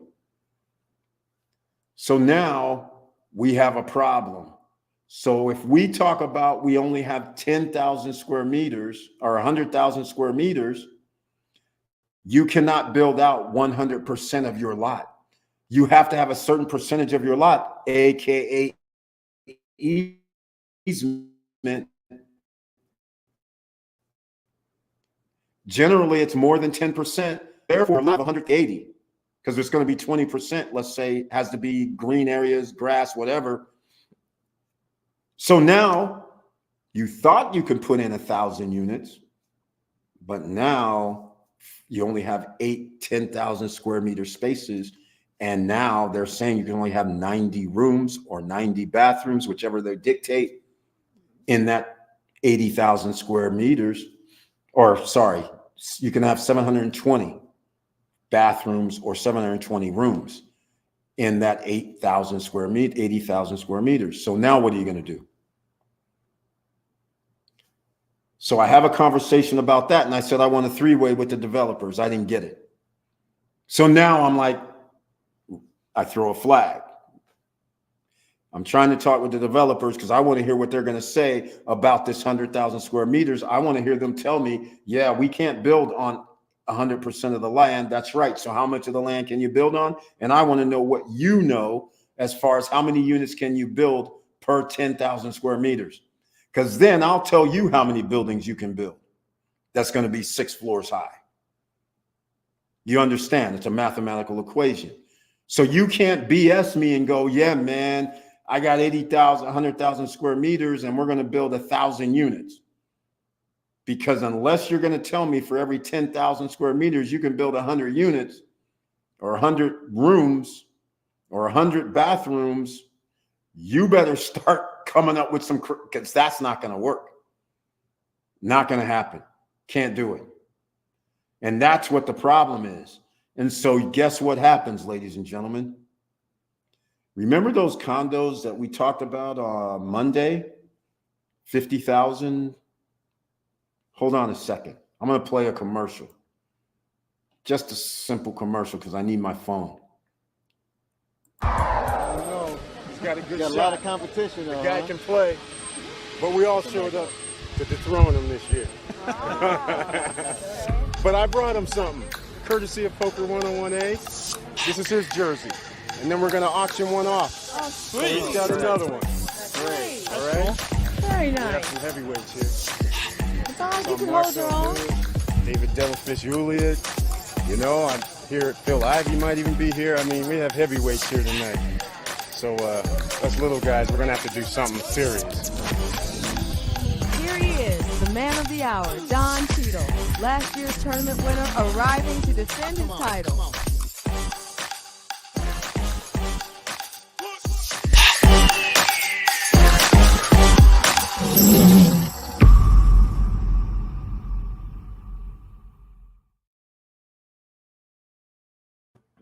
All right, ladies and gentlemen, just so you know, the guy at the end, David Devilfish Juliet, that was him at the beginning, coming on the red carpet at the Playboy Mansion. That was him. Same guy. He passed away very young.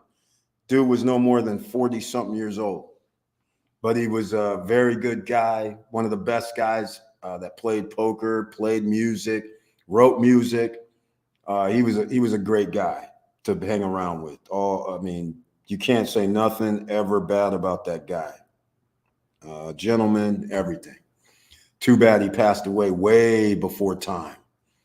So anyhow, here's what I want to show you guys, because this is what happened after I have a talk, and after I have a talk about the prices and things like that. These guys send me this today.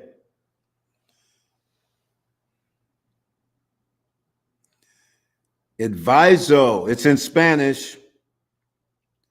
Some of you can read Spanish. The units, information in apartments, October 7th of 2024. Something's about to happen. This is what's about to happen. A price increase. $1,200 in the first phase. Second phase goes up $1,225. Third phase goes up $1,250. Fourth phase goes up $1,275 per square meter per unit. Those $50,000 unit, the cheapest ones, the $50,000, $53,000, and $56,000. Those are all now going to be in the $60,000 range. $10,000 more. Now, I don't like it because this is something similar to what Larimar did when Daniel Malky came on, and all of a sudden, what happens? We're going to raise the prices 5% every month.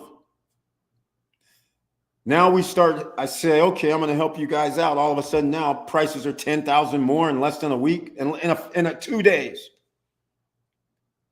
I'm just like, man, I don't like you guys. I don't like these guys. I really don't. So the only good news I can say is the price doesn't go up till October 7th. That's 5 days from now.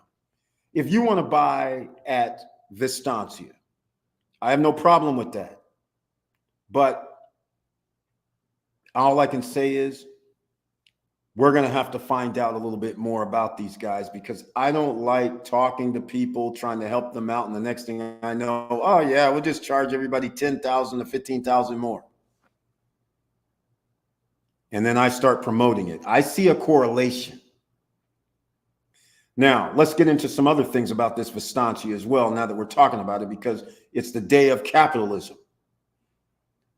They're cheap. I don't know if my description, a couple of people okay, first of all, there's a few things. Remember the first and second phase? Those were for sale, and they told me on Monday, or Sunday, shall I say, Sunday, third and fourth phase are not being sold.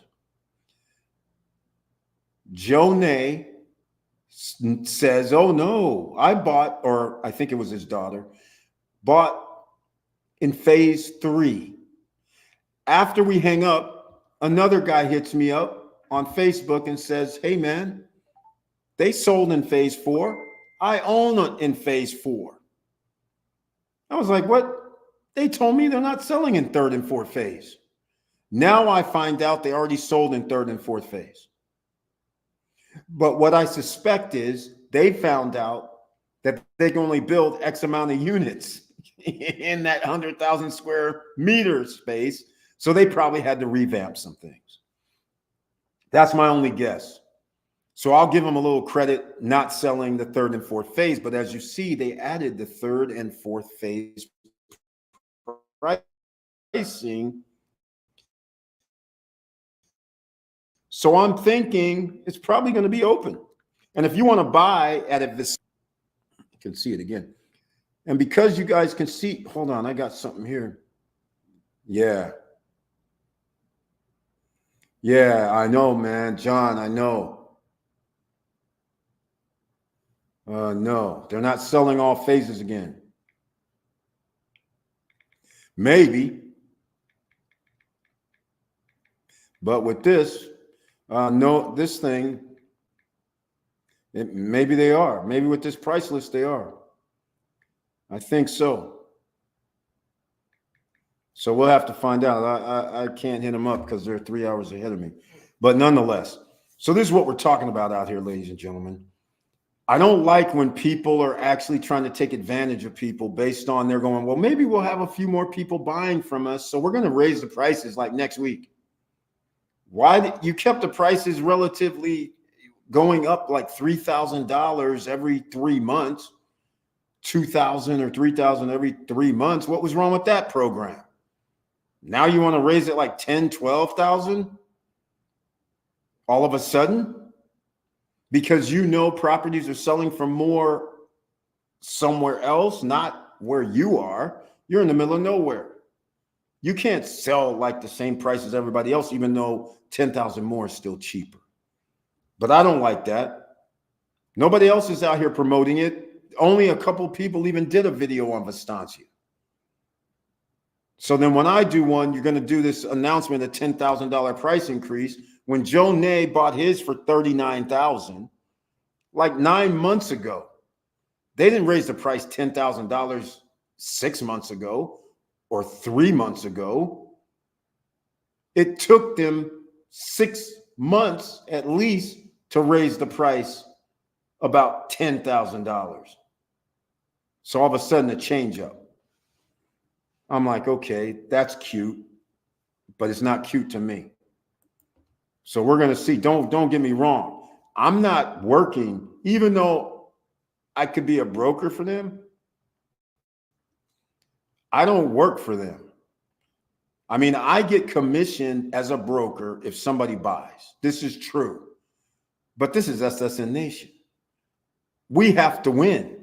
I'm with you. I'm not sitting there go buy by any means necessary. I'm like, buy if it's a good deal, if it makes sense. Now, if they're charging, if it's going to be 60,000, first of all, I got to do something else here now because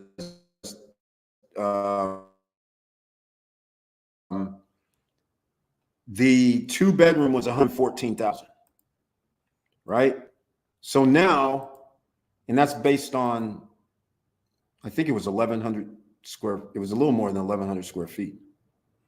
But see, now we got a problem because that thing now is going to cost, if this is right, if we're talking about fourth phase, it's going to cost 140 now.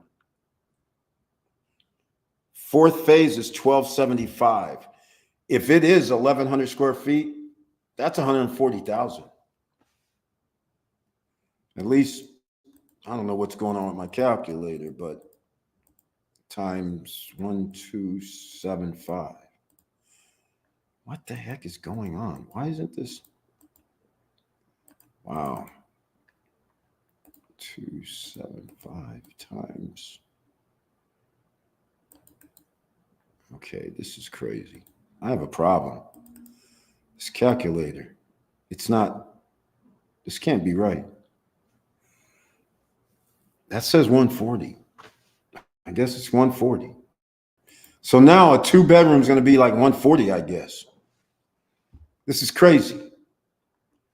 This is crazy.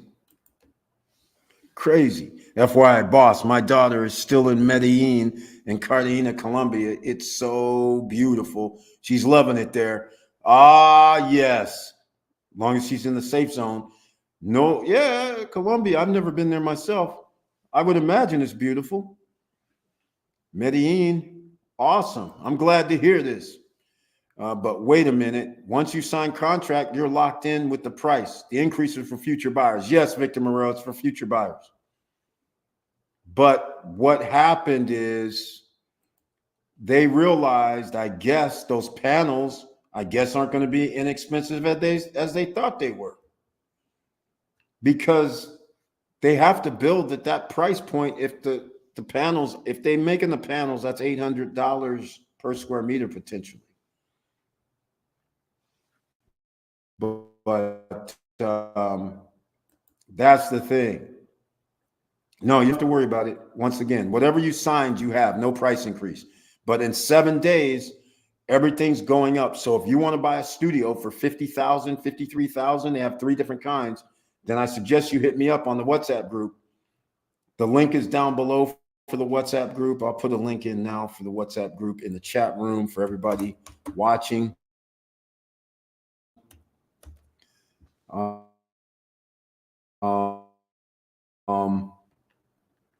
So I have to accept you, but hit me up because $500 to reserve. And then depending on which phase you choose, because each phase is different. First phase, you have 15 months. Second phase, you're going to have almost 24 months. Third phase, you're going to have 28 or 29 months. Fourth phase, you're going to have about 2.5 years. 2 years and yeah, so you'll have about 30, probably 34, 35 payments. All right, so just keep that in mind. And the bottom line is October 7th, prices go up. So right now, 1-bedroom, $50,000 to $56,000. A 1-bedroom studio, 1-bedroom penthouse, which was $75,000, well, still is $75,000. Then therefore, it's going to now be 70, let's just call it, I think it's 74 square meters. So 74 square meters times 1,225. That's 12 times 7. So now that's going to be $90-some thousand, I think. And then the 2-bedroom, that's roughly 1,100 square meters times 1,225 to 1,275, depending on what phase you want. That's what it is. I will say one thing. If you're going to pick a phase and you want to be the winner of this whole situation, in buildings 3 and 4, you can actually see Moon Palace. Now, I will only say that to say this. If you choose that view back there, you have to be on the 3rd or 4th floor. You may be able to see water. Yeah, it's going to be 5 miles away, 6 miles away, but you can still see Moon Palace, which means if you can see Moon Palace, you can see water. But you can only be on like the 3rd, 4th, or 5th floor. 4th, 5th, or 5th, or 6th floor. Just to give you an idea. So if somebody says a 2-bedroom is going to be $140K and it has water view, that's a winner. Unfortunately, though, these don't include appliances. So now what? the price has, but they're going to have packages. They're going to have other things, but the price is going up October 7th. So you have now until October 6th to determine if you're going to put down 500 to reserve to lock in your price. And then you're going to deal with your down payment of 10%, which is pretty good. And then 40% during construction, which is going to be in the next 24 months. And then on delivery, pay 50%, the remaining 50% in cash, or you have to go to a DR bank and get a loan. DR bank and getting a loan is risky from the standpoint of your loan rate could be 8%, 8.5% for 1 year up to 5 years fixed. After 5 years, you're going to have an adjustable rate that's going to be in the double digits, 10%, 12% or more. So even though it might be 50 grand, 40%, even if it's 40,000 and you're going to pay 12% interest, that's a lot annually and adjustable. That's a lot. All right. So if you owe 40,000, that is $4,800 a year. That means you're going to pay $400 a month for your mortgage plus whatever your HOA is. So you could be paying $550 per month to handle your mortgage and your HOA. Just so you know. And then you're going to have to use your rental money to pay that if that's what you're going to do. So just keep all that in mind. Exactly. Vanessa Comagate, 60K ain't bad for a studio. That is correct. That is very, very, very correct. I agree with you. But here's 56. What is it? 56, yeah. Times, man, why isn't this working? I can't believe this. My calculator all of a sudden is not working at all. Like there's some glitch. So we have one that's like 53 square meters times 1,225. 64,925. So it's 65 grand. So you go from 50 grand, 53 grand to 65 grand. Still not bad for a one bedroom. Oh, by the way, that's a one bedroom, Vanessa. That's a one bedroom for that price. So just keep that in mind. All right. So, all right. This wraps up the capitalism talk tonight, ladies and gentlemen. Thank you so much for being here. If there's anything else you want to talk about, you can do so now. If you can't get in the chat room, there's a reason, because only members with the icon could be in the chat room on Wednesday nights. And they could always join me on screen. And that's why under the community tab, they received a special link to join me on screen. Like tonight, you could have joined me on screen. If you're camera shy, turn off your camera. It'll put in a special emoji like this.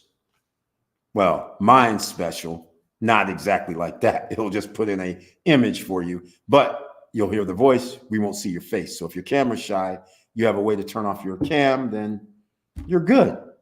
You can join me on any live stream though, not just Wednesday, if you're a member of the channel. All right. So hopefully that helps out. And just letting you know, if you're interested in, hold on a second. Let me see if I have it. If you're interested in this, then hit me up. We'll go from there. Because again, I actually do things a little differently. Is this, which brochure is this? Here we go. Here's Vistancia. Here is, we're going to go up to where Vistancia is December, one of the days, December 2nd, 3rd, and 4th for the SSN Lifestyle Punta Cana Investors Forum. So if you're coming, get your tickets now. It's $199. It does not include airfare or hotel. That's just a cost. So we drive around, get to places, so you get the lay of the land. The free, everything is free as far as we go to locations. That's no additional cost. We go to lawyers' offices, no additional cost. You don't have to sign up with the lawyers. You're just asking for information. Nobody's asking you to use them, but you are at liberty to ask questions as a client almost, except you don't have to pay. You already paid, so to speak.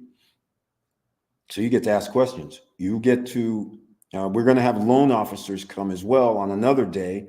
We're going to go talk to loan officers so you understand what it takes to get a loan there. because you can't get a loan in the United States for property in the DR. That's not going to happen. All right. So that's just another way that you can protect yourself. And then we can help you with banking as well by getting your forms in early. Things like your last 6 months worth of bank statements. You send it to our lawyer's office because they know the banking system and bankers. Then you're going to need your tax returns for 2023. The banks take those. You're going to need those two things plus your passport and a secondary ID. Just for starters, all right? Just depends on the bank themselves. So keep that in mind. We help you with all of that. So when you're there, you get the lay of the land, you get the laws, logistics, you understand if I want an SRL, if I want to start a business, all these things you can ask. There's no time constraints most of the time. So we could be in a lawyer's office for an hour and a half. We're only going to have a few people because that's all it ever is a few. It could be 3, it could be 4, it could be 5. That's fine. But that just means you get to ask your questions. Don't be shy. Bring your book. All right. I was impressed last time when somebody asked about trust. And hey, some great advice from a lawyer on trust. Crazy, right?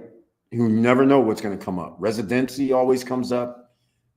Should I put my condo or villa in an SRL, which is an LLC? That comes up. All kind of things come up. So that's a lot of the perks. That's number one. You got to know law, and you need an attorney. Whether you use these attorneys or another attorney, at least you understand what you're going to need. Bank account helps you establish banking in the DR, so that's helpful. Just saying. All right. Let's see here. I put the Vistancia brochure in. They have prices in there. You know where you can find me at support@stopstrugglingnow.com or in the WhatsApp group, which I put in the chat room. Smash the button on the way out, the like button. If you like what I've been talking about, please subscribe to the channel and join us on Friday night at 9:10 p.m. Eastern Standard Time. Again, 9:10 p.m. Eastern Standard Time. Please come follow me there. And also, down below in the description box at the very bottom, you will find our social media outlets, and I've been pushing signing up with Instagram. Okay, so we went back up to 915 on the Instagram scale. Generally, we stay below 920, just so everybody knows. Even though we crept up one more person, I'm now inviting people to go to Instagram, go to our other social media platforms. I do post some inspirational messages, motivational messages, things that can help you out, some things to think about, as well as post up like after this video, I'll have a thumbnail and then I'll post up this video happened, and so other people can see and know it happened as well. So all of this comes into play. So here we go. I missed something from the Seamless Genius. Yeah, that's 65K nice, 1 bedroom. You could charge 75 to 100 per night. Well, see, that's just it, Vanessa Comagate. The problem is it's 25 minutes from Punta Cana. All right, it's in what is now farmland. Now, I thought that it was in between Larimar and Cruise on Land. At least that's what Ralph told me. One of the owners there that shot me some pictures, he says, no, man, I think we went past Cruise on Land. I don't think it's in between Larimar and Cruise on Land. I'm like, okay, that's a whole different ballgame. Because the problem, or I don't know if it's really a problem, but the thing is, now we have to go to the amenities on site. They do have somewhat nice things. They have a commercial center that's going to be out front when you pull in. They're going to have a 30,000 square foot retail space, and they're going to have a bank for sure. They're going to have a fitness gym there, so that I know those two things are going to be in that building. And there's probably going to be offices and other small mom and pop businesses or something in this, commercial area. Then you drive through the gates, and the amenities are going to include, he did say something that's not in the brochure, so I can't count on this. Mini golf. There's going to be outdoor workout equipment also within the community. There's going to be, well, this isn't an amenity to me, but a fountain, the Caribbean's highest fountain, apparently, which I don't care about that. 11 pools, a tennis court, a sports court, which means a basketball court, which may have nets so people can switch it into basketball court, volleyball court, or soccer court, but it's only one of those. And I don't know if there's much. Oh, clubhouse with a restaurant. All of that is going to be there. And in the brochure, they do go over some amenities. I don't count pet parks and children's play parks and fountains. I'm like, okay, fine. But as far as me renting it out, I need something for people that says I want to stay there. So they're doing a good job on some of that amenities because it's going to have a spa as well. So people might not mind coming out 25 miles if it's close to Larimar and Cruise on Land with their amenities. So people don't have to go back to town to go to a nightclub, a restaurant, a beach club, a casino, a mall. If all that is within 7 kilometers, 3 or 4 miles, you can get there in 4 or 5 minutes. That's a win. So it all depends on the location. So we'll see what happens. That's the key that I asked. There you go. Will they have a mini mart? So far, I don't know. The amenities don't sound bad. How far from the airport? 35 minutes from the airport. That's what it is. Yeah, that is the whole thing. See, again, these are pre-constructions. If they have everything that I said, the key is the commercial zone with the mini mart, right? And I'm anticipating they should have one. They should be, well, if they don't, I'll have one. I mean, it's prime. I mean, where else are they going to go shopping? You're going to have 22 buildings allegedly inside the complex, and they're going to be 5 or 6 floors high. So there's going to be at least 1,000 people potentially there at all times. They need a mini mart, a grocery store, although I'm not a big fan of those, but nonetheless, that's what they need, right? So we'll see how it all goes. Now, here's the thing. There's big ifs. If there's all of a sudden a change where they say, well, we're not doing the clubhouse. To me, the clubhouse and restaurant they have to have that. Because if you're going to be out in the middle of potentially, it may never not be out in the middle of nowhere, but all I'm trying to say is if I have to leave and I don't have a restaurant once I drive out in either direction for like a half a mile or a mile, now all of a sudden that's not walkable. And now the appeal of staying out there versus staying downtown or anywhere else closer to town fades. So they should have a game room too, by the way, but that costs money to maintain. But nonetheless, we're going to need the clubhouse and restaurant. You're going to need a mini mart. You're going to need a fitness gym, which they're going to have a fitness gym in the commercial zone. But unfortunately, you're going to have to pay. And it's going to be a discount. The other gym equipment that's outside, which is whatever, it's hot and humid in the DR. Really? I'm going to work outside when it's humidity levels at 70, 80%? I don't think so. But nonetheless, they can do whatever they want to do. But the fact is, I need the basketball and sports courts. Okay, that's fine. But, tennis court, okay, paddleball maybe, and tennis court, good. But you definitely need mini mart, clubhouse, restaurant, and whatever's in the clubhouse, I don't know. They have barbecue areas as well. So that's kind of cool. That's great, actually. So there's that. And if you can lock in where the third phase and the fourth phase can actually, the third or the fourth, fifth, and sixth floors can see the water, that's all you need. As long as you have some units that can see water, that gets people excited, people will stay there, even though the water is, like I said, 6 miles away or whatever it is, right? But nonetheless, that still is cachet, just like Paniola Greens. on the Big Island. It's nowhere near the beach. I think it's 10 minutes away to the beach, and the beach is not the beach. It's just volcanic rock. The other beach that you can actually go to is like 15 minutes away. Just to give people an idea, do you think people stop staying at Paniolo Greens in Hawaii on the Big Island? No, they don't. When it's prime time, January, February, March, April, people eat it up. It's also on a golf course, which doesn't matter. You still have to pay green fees if you want to golf. But the fact of the matter is, they just have the simple basics: pools, restaurant, bar, little kiddie playground, whatever. And it's a nice condo, but some of the condos have ocean view. I know, even though they're 10 miles away from the water, it's kind of cool.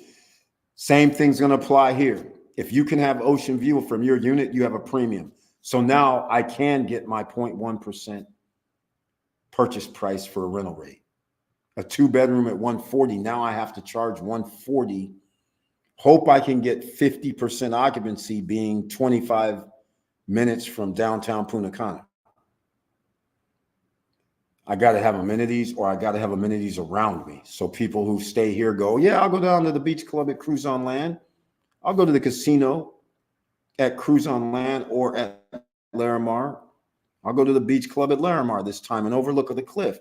I'll go to the mall at Larimar. If those are actually 3 to 4 miles apart, we can play off of that. And then I'm sure there's going to be other projects up there because the land is so cheap. So cheap. Yeah. This up. Thank you so much for being here. Right, I see. Thank you. Seamless Genius, ladies and gentlemen, once again in the house. Very nice to see you. And thank you for reporting about Colombia, because there's a mystification of Colombia because of the drug situation that's been touted over the last 40 years on the drug war against Colombia and Mexico and Venezuela and Panama. And some of the crime and things like that, they exasperate. So this is great to hear that a good time's being had in Colombia and Medellin, of all places.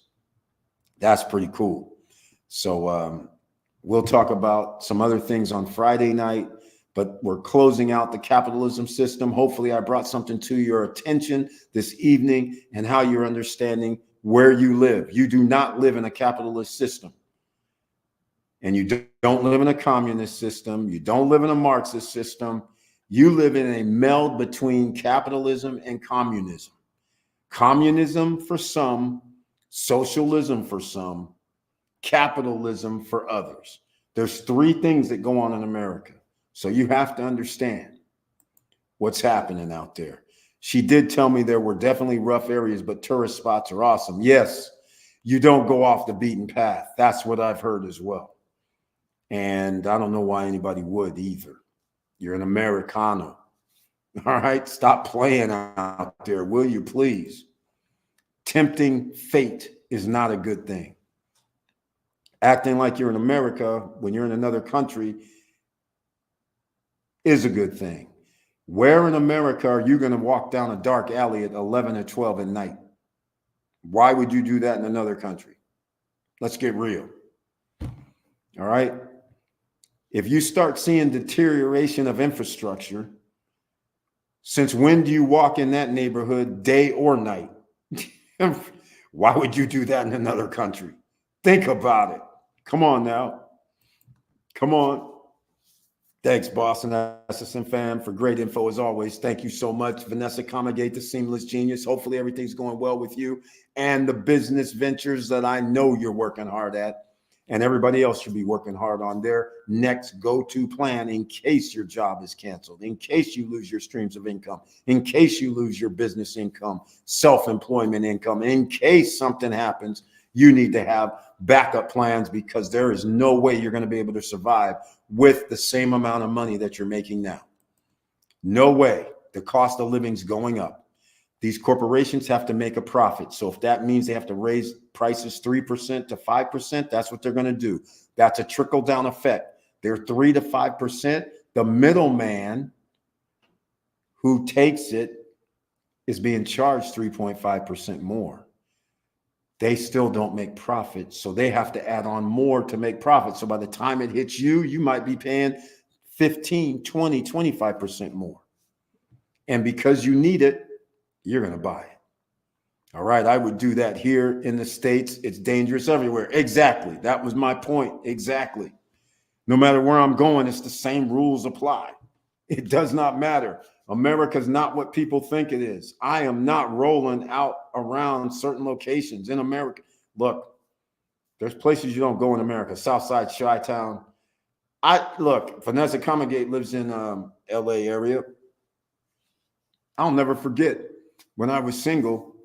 I should have saved this story too. When I was single and I met this woman that was Latin, and we're grooving, having a nice time.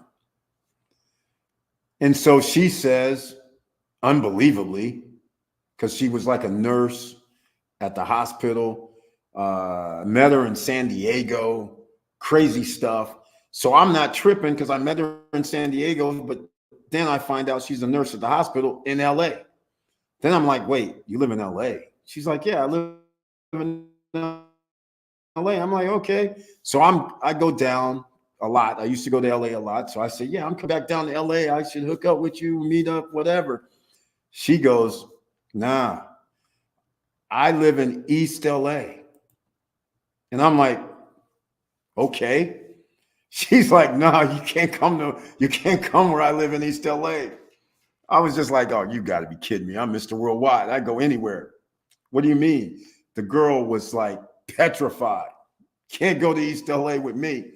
Now, she didn't look black. That's what I'm going to tell you. She's Latin. She looked Mexican, let's just call it.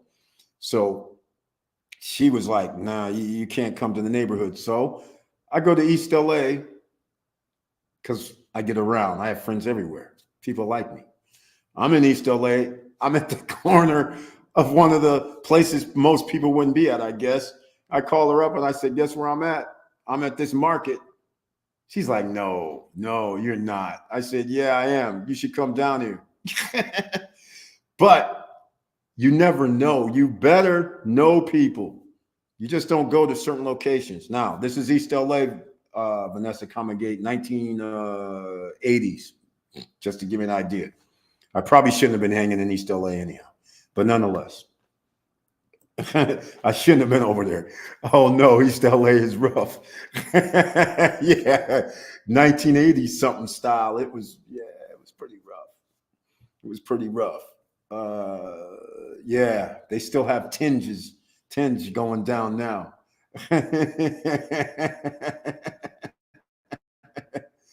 Oh man. Yep, like Victor said, you need multiple streams. Exactly.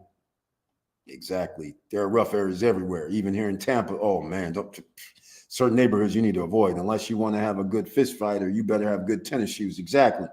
That's what I'm saying. America is in fact, you know what's even funnier? Now, it's almost like I'm putting down America. The only reason I am is because we live in a country that's a democracy, and somehow we're allowing the killing of American citizens based on weaponry. There's a model around the world where if you want less killing, then you do this. That means less weapons. It's simple equation, because you have a lot of people that just use weapons as a form of coercion. It's like they pull out weapons if you get in an argument. You know, I mean, so if somebody pulls out a weapon, you never know what somebody's trigger finger is going to do when they see another weapon being pointed at them. Somebody's thinking you're going to be shot, so they're going to pull the trigger first. So you have these interactions that make zero sense because you have to be strapped in certain locations, right? Whether you legally supposed to be strapped or not. So, yeah, East LA. First of all, I'm California kid. What do I look like? California kid can't go anywhere. Come on now. Hey, come on. But hey, I'm playing a little bit and all of that, but I'm not. But all I'm saying is I'm one of those guys that, fortunately for me, I was a California kid, and I played sports. So I was able to land in a lot of different locations and then hang out with people. And then just by hanging out and knowing them, then they're like, oh, he's cool. That's all you need. He's cool. Don't F with him. So that's why I was always able to go anywhere. Even when the guy said, don't go to East LA, I'm like at the payphones back in the day. Cell phone was spotty, around buildings and stuff. But anyhow, you're in East LA and all of a sudden you're like, hey, man, I'm at I can't remember the market. The market. And they're like, what do you mean? You didn't get shot yet? Of course not, man. I got homies over here. They're like, no, you didn't. I said, yeah, homies are over here, man. They're like, you're from Sac, though. I said, dude, I'm from California. Who do you think? What's going on around here? And they're like, man, I can't believe this. You're not scared to come over here. You know this is a bad neighborhood. I'm like, man, shut up already with this. Me and my honey live near the Grove.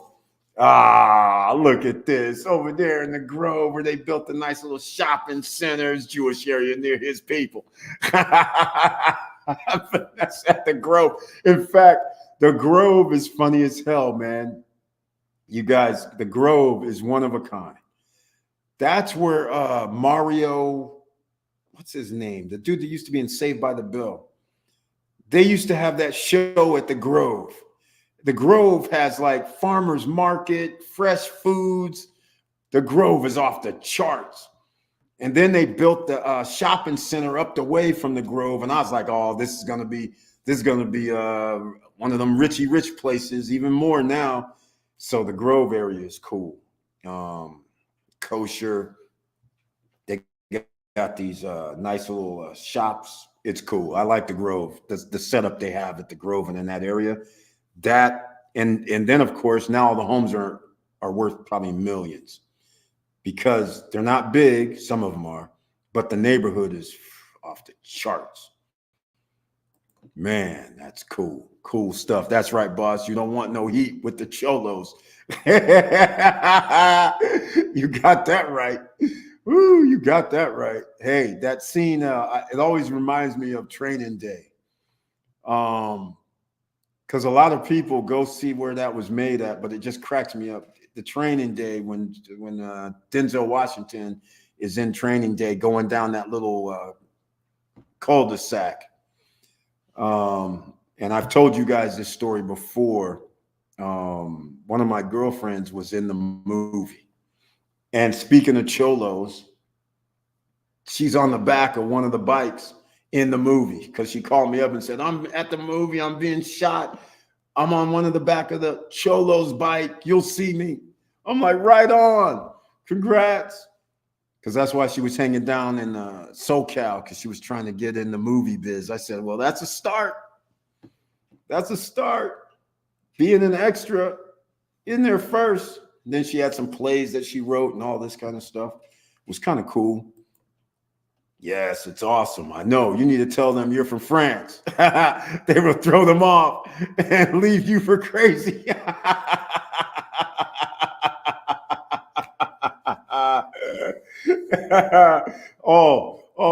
That happens a lot too, man. That happens a lot. That used to happen more than anything not so much anymore, but people used to look and be like, because I'm in the wrong place, it appears, they would say, where are you from? And I'd be like, what do you mean? Cali. They'd be like, no, where were you born? And that's when I'm like, start laughing. I'm like, oh no, here we go. So then I say France. Then they're like, you can see things are spinning in their head like he's black, he's French, he's what? I don't understand what the hell's going on. He's a black dude. Do you speak French? Then I'm like, bonjour. I'm like, hell no. I'm like, oh man. Yeah. That used to happen an awful lot. People would say, where are you from? And I'd be like, Cali, Sac. They'd be like, no. You speak a little different. Where are you from? Where were you born? That's what everybody breaks down to. Where were you born? And then when I say France, they're just like, They're like, wait, black French dude? We've never seen any black French dudes. So no, I'm not French, dude. Really? I was born there, yes. But I don't speak a lick of French. Oh man. Funny as hell.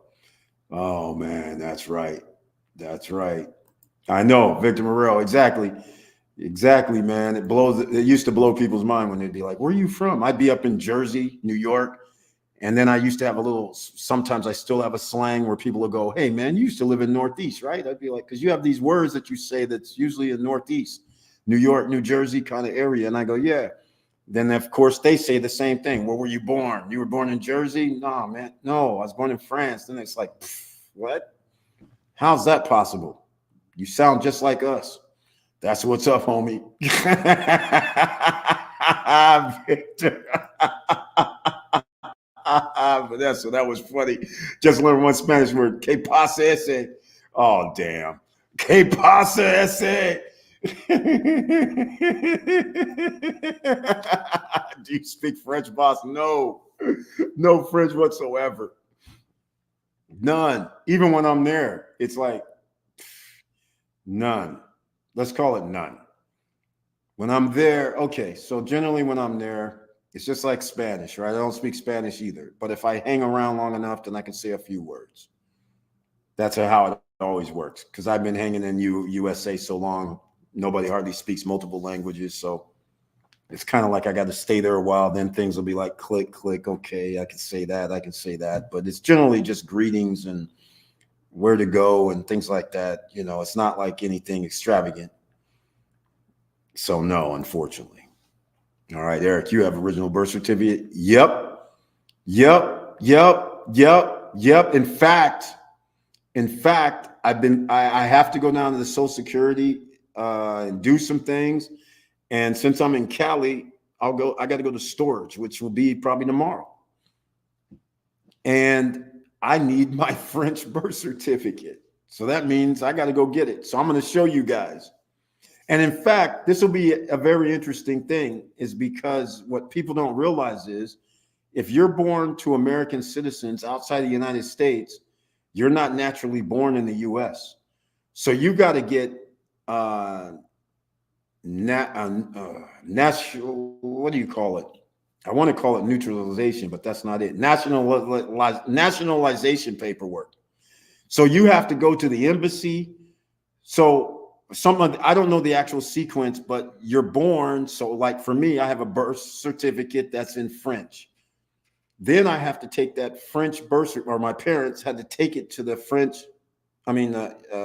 USA embassy in Paris. Then the U.S. embassy had to give me nationality paperwork saying I'm a U.S. citizen born to U.S. parents and stamp it. So I don't have a U.S. birth certificate. Mine's in French. And then I just have my nationalization paperwork that says this. And the funny part about this whole thing is because the Social Security Administration has me down for a different birth date. I know, it's crazy, right? Yeah, I need my that's the whole plan. I told you I was supposed to already be there, but as we know, probate comes up, family matters, reduction of income also has happened for my streams getting chopped off. So now I have to be like, damn, we'll see. All right. I love the language. French is my ex-hubby's first language. It's beautiful. You should learn. Oh, man. Yeah, I wish. Like I said, up until 3 years old, I spoke French and English. But in America, who the hell spoke French? Hardly anybody. Until this one military guy, two military guys has a French wife. So that was interesting. When I was a bit older and I'd speak French to them and they'd be like, what? You speak French? They were shocked. I got a lot of stories. It's crazy. I love the French language. Yeah. It's sick. It's sick. It's sick. I'll tell you this one story. French people are snobby. They protect their own nose. So you get the hookup. Yeah, you're right. They're snobby. And you're right. We get the hookup because I'm French. All right. So one of the stories that I tell on Friday night, and I'll leave you guys with this story because it's getting a little bit late. I told this story before. I go to France and I'm at the Champs-Elysees and I'm telling the guys, I need the best French onion soup in Paris. And they say, hey, it's 2 blocks over there. You go down, not here at the Champs-Elysees, but it's down there. I'm like, okay, start walking. As you guys know, I'm into watches, right? And so walking past this store, I'm wearing my Green Bay Packers hoodie. It has a rip in the middle. And I get ready to walk into where I think it's a watch store, and I open it up or try to open it. They don't open it. The wife's behind me, but she's not in view yet. So I just go, I laugh at her and I just turn to her and say, they're not opening the door. So then I'm like, well, I guess I'm not going to go in and check any watches. So then I walk to a couple of feet. She walks into frame. She has like this white coat on that has fur on it. Because it's around March, I think. Somewhere like March. So it's like 55 degrees out. So she has a jacket. It has, it's nice. All of a sudden, I hear the buzzer. I start laughing. So I'm like, okay, I ain't going to buy crap in here, but I'll go in and check it out anyhow, because it's kind of funny. So I come in to the left. I see this blinking thing on the left-hand side as I'm walking in. Now, you have to imagine walking in this store, I see this guy come up from the basement and he puts his fingerprint on the glass and he puts something behind the glass. So as I'm walking down there, the wife is still at the first counter because it's a jewelry store, as it turns out. It's not a watch store, even though watches are all in the window. It's a freaking jewelry store. So as I'm walking down, because of the halogen lights, in fact, you know what? One of these days I should show you my wife's ring. Then you'll understand this story. So I'm walking down and I see this thing, this halogens, it's blinging. And I'm just like, oh no. I'm just walking straight to the back. Where's the watches at? Like I'm ignoring it. And as I get to the back of the store, all of a sudden I hear this, honey, and I'm under my breath, the guy's in front of me, and I'm like, she stopped at that ring, didn't she? He's like, yeah. I'm like, I knew it. So boss, you're a European American. Paperwork, yes. I'm better than European American. I'm French and American according to France. According to the United States too. So I'm good. All right. You may meet the requirements for French social benefits like health, etc. Hell, what about French food stamps? I bet they're good. Victor Morero, all of the above. That's another reason I'm going to France. Because he's hit it right on the head. There's advantages. And he's mentioning some of them right here. Right here, he's mentioned some. So anyhow, she sees that ring. And what happened is when me and the wife, when we originally got married, she had when you make diamond rings and you put them into a heart shape, they crack. And because of stress levels, they could still crack even when you buy them. So when we got married, she had like a 3+ carat diamond heart shaped wedding ring. And it had a crack in it. I was like, that's unacceptable. But anyhow, she says, no worries, no worries. It's all good. I'm like, nah, it ain't all good. Special order, not all good. And then try to find a 3-carat heart-shaped diamond ring with other stones, and you'll see why the odds of you finding another one, pretty slim. So anyhow, what's in the case? Heart-shaped diamond ring with a specially made ring. It's specially made. The guy who made it was the guy that crafted it downstairs in the basement at the jeweler's. Just put it out. Talk about timing, talk about perfect everything. So, Vanessa says, exactly. No, I do. 9 January, my wife and I will be in France for a month. Plan to go to Normandy, Paris, Lyon, French Alps, French Riviera in the South. Oh my, Victor Marrero. It's going to be chilly, man. It's going to be a little chilly, but just as long as you have a jacket, man, you'll go from chilly to a little warmer, but it's going to be like 55, 50. Well, let me see. You're going to Normandy. Yeah. And then when you go to the coast, yeah, you're going to need a jacket for sure.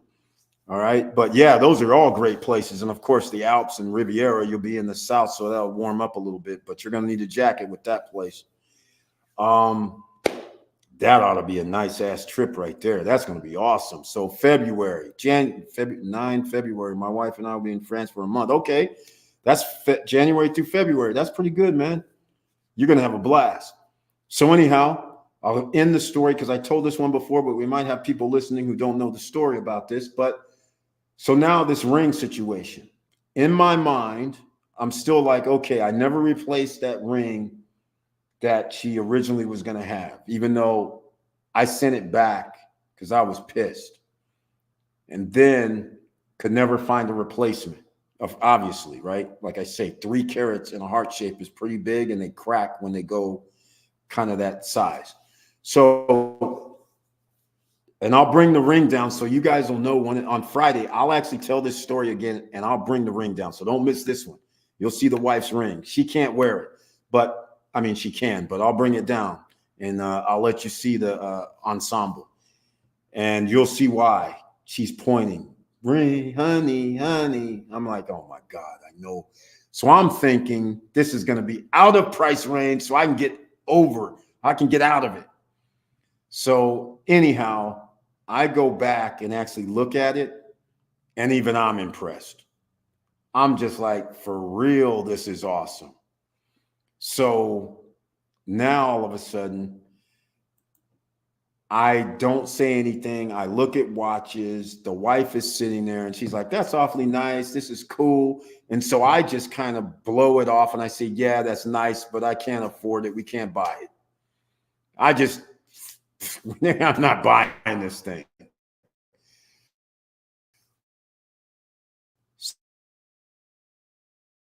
So now the guy, after you both deserve it. Exactly. It's time. It's time. I don't blame you, boss. Take advantage of your French benefits. Exactly. Got to. I want to visit Switzerland. That's on the to-do list. Oh man, everybody should be going to Switzerland. Everybody should go. The only reason it's not like Switzerland is, I don't even know how to describe it. It's just different. It's hard to describe really, because it's like country, and then when you come to the city, it's like city, but the city has a transportation easily. You can go to places. The shops are there. The little mom and poppy shops are all over the place. It's just a chill. I mean, it's just cool. I love Switzerland. Love Switzerland. The countryside, the rolling hills. I mean, it's just chill zone. Chill zone. Anyhow, so I'll tell you the end of the story is I'm sitting back there. I'm looking at some watch and he's just talking to me about that ring. She's trying, and oh, get this. They pull the ring out. And can you believe the odds of it fits perfectly? It's like Cinderella. It's her size. I'm like, oh no. Oh no. And so he starts saying, oh man, you can afford the ring. I'm like, excuse me? You're joking. Correct me if I'm not mistaken. It was you that didn't push the button to let me in the first place, wasn't it? He's like, it was funny as hell. I was like, dude, you didn't push the button. What do you mean I can afford it? You thought I couldn't afford it. So what all of a sudden now you're going to let me in your spot? Now I can afford it, huh? And I'm like, nah, I don't think I can afford it, man. So we'll see what you're saying. So anyhow, I said, okay. I told her I'm not buying it. You tell me how much it is. So then he, instead of talking, he writes down this number. I said, dude, like I said, I can't afford it. You're lucky, Eric, to have French citizenship. Exactly, Victor Marrero. Americans that move to France, it takes them years to have what you have. Exactly, man. First, you know what? That's one of the best things that people do not know. This is why I'm not even going to tell any more stories, but this is the last part of the story. This is the last part. Is the ring fits her perfectly, her size, which is a miracle. All right. This is unbelievable. So I ask him how much. He writes down a number. I say, dude, all right, honey, we got to go. So dude's like, hold on. I said, hold on. What do you mean? He goes, we just put this out today. I said, I know, but it's too much. And so then he says, okay, I'll tell you what, I'll take off like 2 G's, 2,500. I said, that's not good enough. He's like, what do you mean? You see what it is? I said, I know what it is. I said, I know a little bit about jewelry. And I said, in fact, I'll come over here like the next day or whatever, and we'll talk.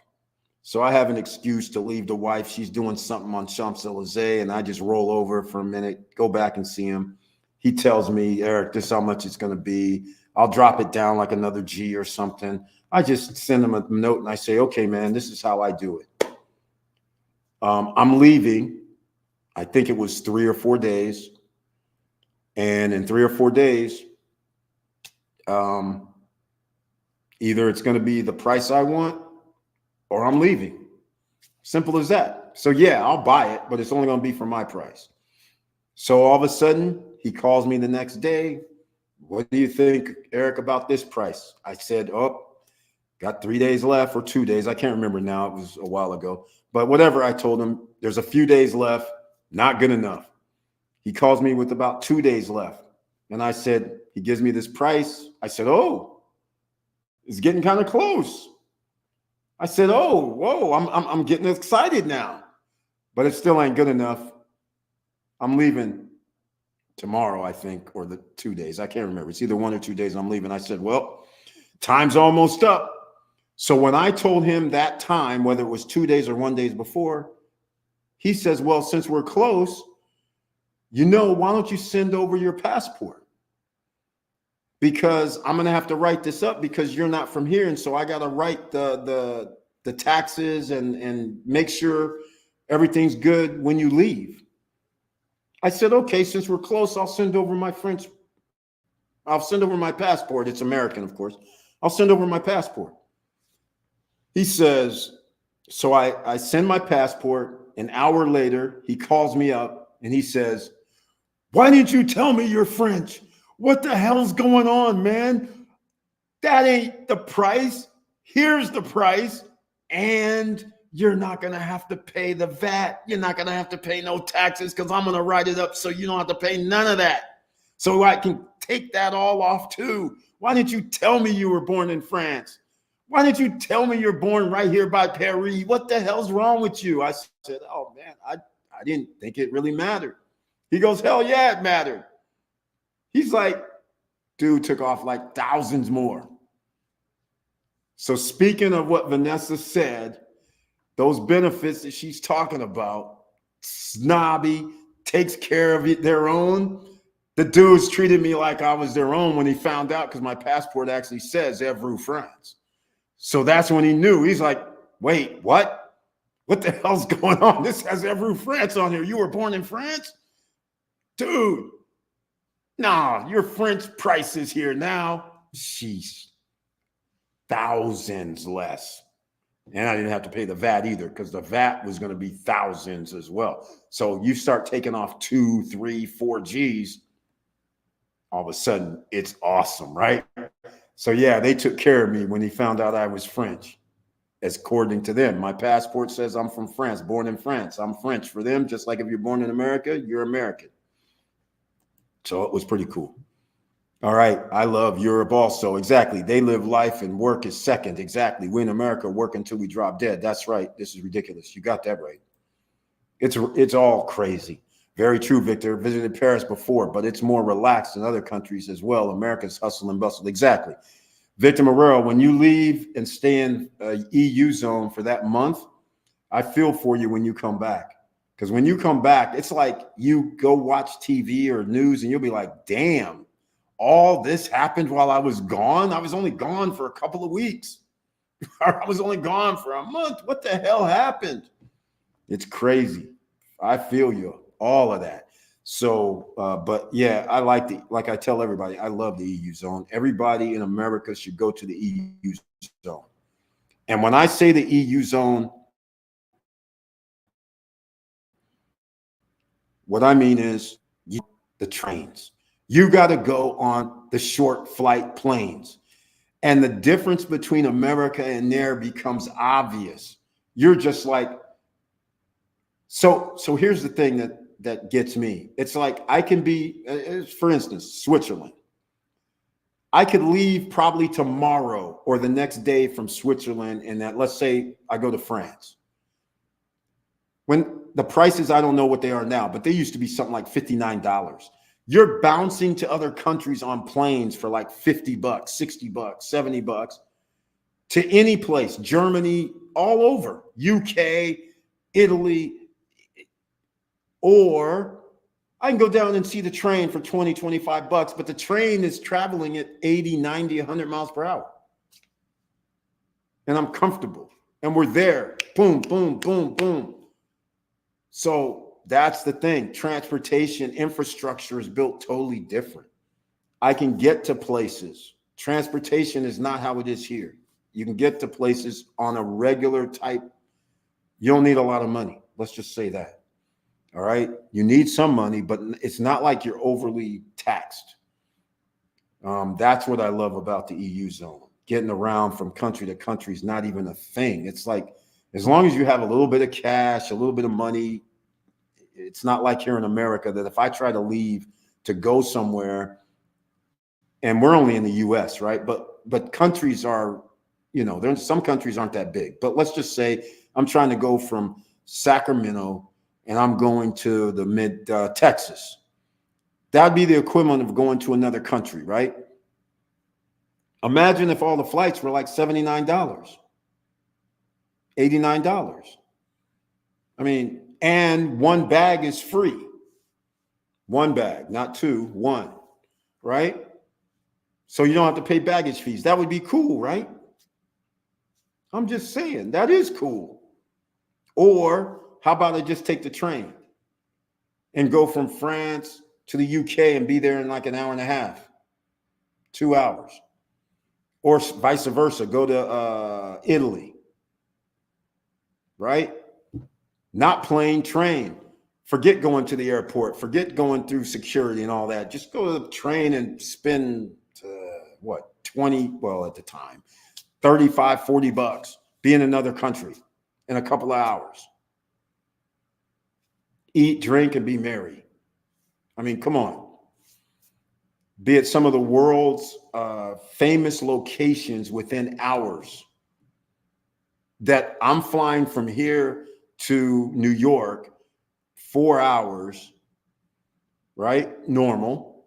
I could be in like 4 countries.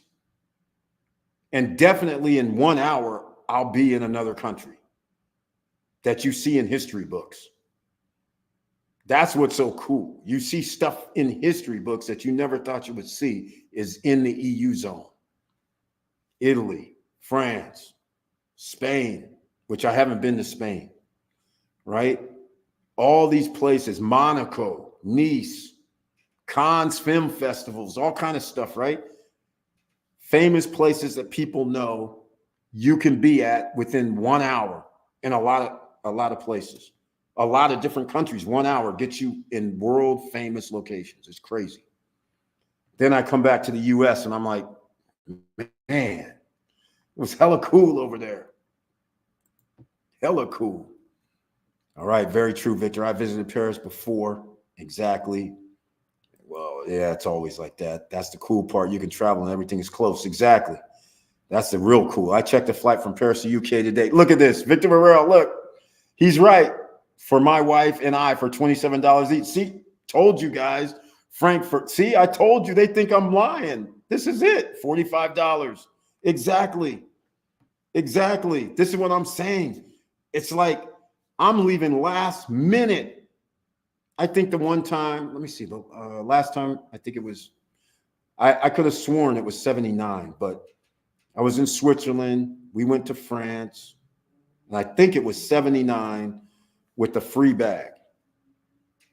You only get one, but I had, stupid American. Me and the wife each had 2 bags. The bags were more than the airfare. It was crazy. The dude's like, you got to pay oh man, it was like 130, 140 bucks for the 2 extra bags. Meanwhile, the flight was like 160 bucks for both of us. It was crazy. Last minute, because when I go to the EU zone, I do just what I do everywhere. I went one way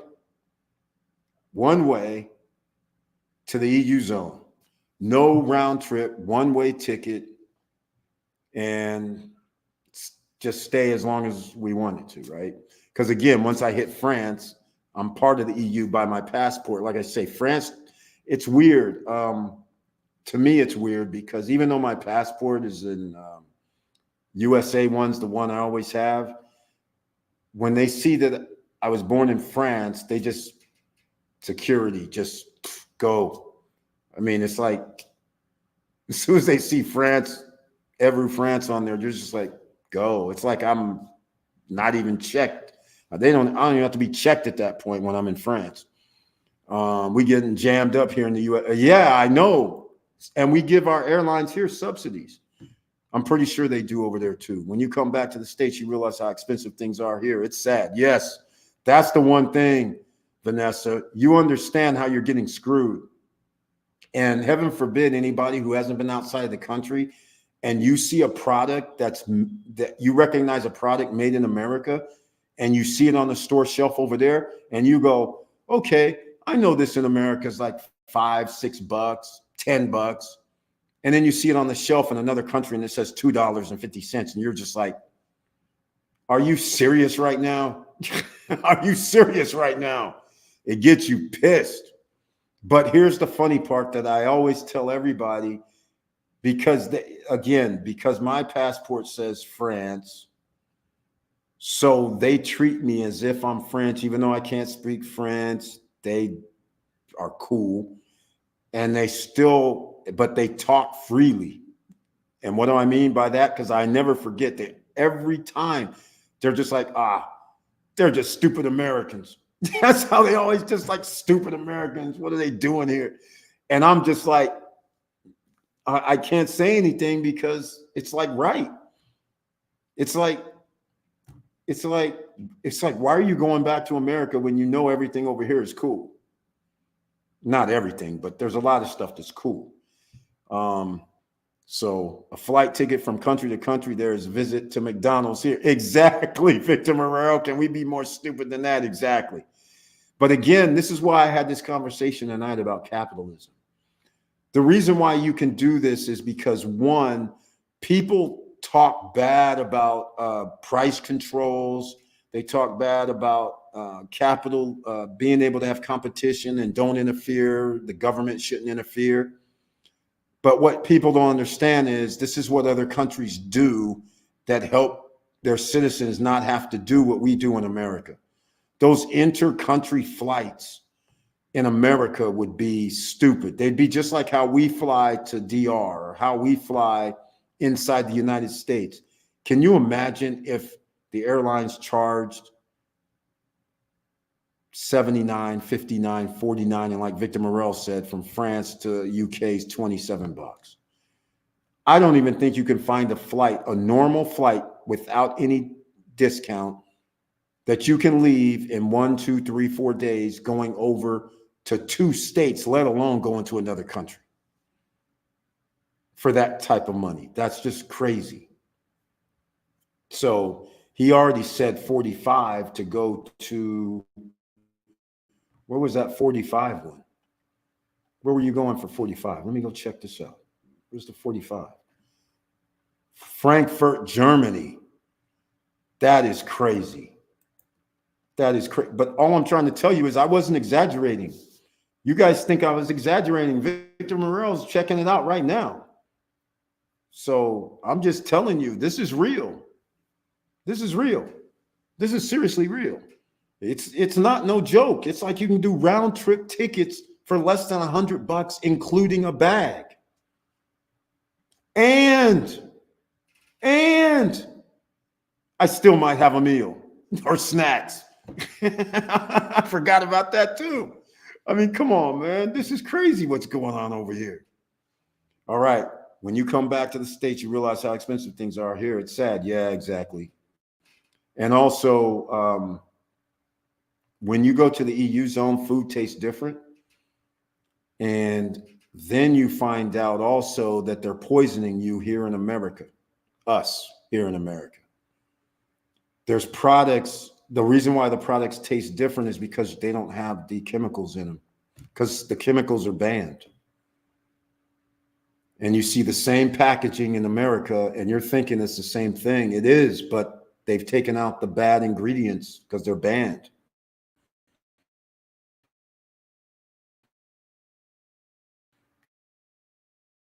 You can't sell it here in the EU. So you're tasting, you're like, what the heck? We've been eating chemicals we have. So these type of things come up. And unfortunately, people don't realize this is a serious situation. And this is why there's a lot of health problems in America, because you are eating that artificial ingredients that you shouldn't be eating. And they're killing us. And that's why a lot of people are coming in with different diseases, coming in with different, what do I want to actually say about it? It's kind of like, you know, like when a baby's born, you're looking for the 5 toes, 5 fingers, and things change, right?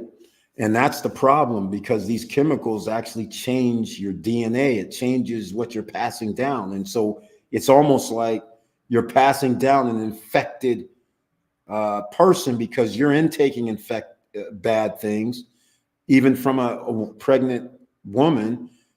Now some of those bad chemicals are going into the fetus. And now all of a sudden, when the baby's born, there's health issues. And people are like, yeah, why do more kids have cancer now, right? There's reasons. Because of the intake for 9 months is bad stuff. All right. So this is what people don't realize in America. And then your healthcare costs rise, and the capitalistic system doesn't allow us to cross over with healthcare. Think about it. Why wouldn't you allow one healthcare agency to do all of America, or compete for customers across all state lines? Because each state has a vested interest in being able to charge the hospitals and the pharmaceuticals and the doctors money. You have to start thinking, is that really capitalism? It's not. So doing this rah-rah about capitalism, USA doing things right, okay, that's nice, that's indoctrination, but in reality, they're hurting the American citizens by not allowing free markets, by not allowing capitalism, true capitalism. That's hurting people. All right. So just want to let you guys know, I'm going to wrap this up. It's 9 o'clock over here, 12 o'clock midnight. That's crazy. A flight ticket from country to country there is a visit to McDonald's. That's funny as hell. That's exactly true. And for 2 people, less than 100. I told you guys, it's crazy. Exactly. Also checked the flight today from Tampa to LAX, and it was over $1,500 for both of us round trip. I don't get it. Exactly, Victor Morrell. This is what I'm talking about. And we subsidize these guys and bail them out if they need bailing out. Is that capitalism? No, they should crash and burn. And why haven't we created a rail system that's a bullet train, coast to coast, and auxiliaries off of that? You already have 80, you already have 10. What's the problem? You don't have the money to do it. That's the problem. So you have to bring on the big boys, and you're going to have to do something like why I talked about why the unrealized capital gains tax on people who are holding $100 million, and holding is the wrong word, hoarding $100 million worth of assets that you can't spend in nobody's lifetime 5 times. 10 times can't be spent. Why that is a source. They made the money in America. They got special treatment. Why would you not tax them based on their special treatment to accumulate the wealth? Got to pay it back sooner or later. Why not? I'm down. But then again, I can always go to EU zone and live. I mean, if things go south, right? I'm just saying, it's kind of funny. A lot of Americans are now retiring outside the States now. Exactly. We have no choice. You have no choice. So it's a trade-off. You're like, okay, America infrastructure. Okay, that's nice. In a lot of places, America infrastructure is not the same. So some people are like, this is the same type of infrastructure I'm used to, and I can pay half price for almost everything. Which, by the way, that's another thing for another day. Because what's going to end up happening is if you go to a regular spot where it's not tourism, prices are lower outside of the country. But when you're doing what we're doing, talking about Punta Cana or Santo Domingo or Baibe or Sosúa and all those are places that are tourist places, so the prices will be higher. But if you go to the middle of regular city that's in some of these other countries, then prices are so low, it's ridiculous. So just keep those things in mind. This is why a lot of Americans are leaving the United States. And also, like I said, there's an advantage to me. My advantage, I would say, is just like corporations. Whatever money you make offshore and you have a company offshore, you may not have to pay tax as a USA citizen because your corporation's holding the money. Things work different. Your corporation holds the money. So you don't have to do anything. And your corporation actually has its own checkbook, own debits. So everything can be corporate related if you structure it that way. So therefore, it's offshore. And you could sell around the world other than USA. So these are the type of things, strategy-wise, is why people move outside the United States. And some people even go further. They give up their USA citizenship because then that stops from being taxed on any income you make, which is interesting in itself. Yes, Vanessa, by the thousands. I follow many of them on YouTube. I also part of their Facebook group pages. Yep, exactly. Speaking of that, Mr. and Mrs. is going to Spain. They might have already. Oh, in fact, they are in Spain, I believe. Alicante, Laverne Penix, Mr. Cool, Mr. and Mrs. Cool are in Alicante, Spain, I believe, right now. So hopefully they made it a safe trip over there and they're enjoying themselves. That's awesome. So we're going to wrap this up. Make sure you guys smash the like button. The talk of EU always excites me. Victor Marrero, that's going to be interesting. Yes, facts, Victor. Yeah, I know. All of a sudden people hit me up starting talking about, did you know about this expat group here, this expat group there, this? I'm just like, holy smokes, I didn't realize that many people were already on the train. They're already on the train leaving. And here's the other part about this capitalist system. There's a problem. So just like people think immigrants coming into America is a problem, when immigrants are not the problem, immigrants are what built America. And building America meant lower wages initially and building your way up. So you need the labor. But what people forget is people get older, and some people before they get older are leaving America. Who are you replacing them with? And what's even worse, they're leaving America taking their dollars. So you have people retired that's living in other countries. Then some people have $2,000, $3,000, $5,000, $10,000 checks from their pension, or their retirement is being sent out the country. The money's not being used in America to circulate. So you guys think BRICS and all that may be a threat? Well, I don't. But the fact of the matter is that gives them an opening when you have a lot of your citizens, when you start doing 5 million, 10 million, 15 million, 20 million of your citizens leaving the country getting paid in US dollars and having it shipped outside of your country, and that country you're having it shipped to uses other currency, you're going to start having problems. I'm just saying. This is Economics 101, ladies and gentlemen. You can't rule the world forever, especially if you're not protecting what you need to protect, and that's your citizens. You're using your citizens as the customer instead of as the citizens of your country. So your citizens have to leave because they don't want to be customers anymore because you're charging too much. So see, make it make sense. You need your customers to stay home and buy from you. You don't need your customers leaving, spending. You know what I'm going to do right now? I'm going to do this right now.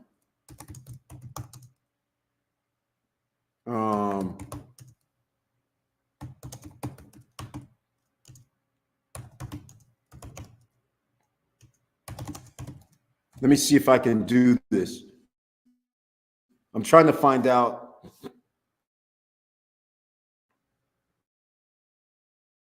if they're I'm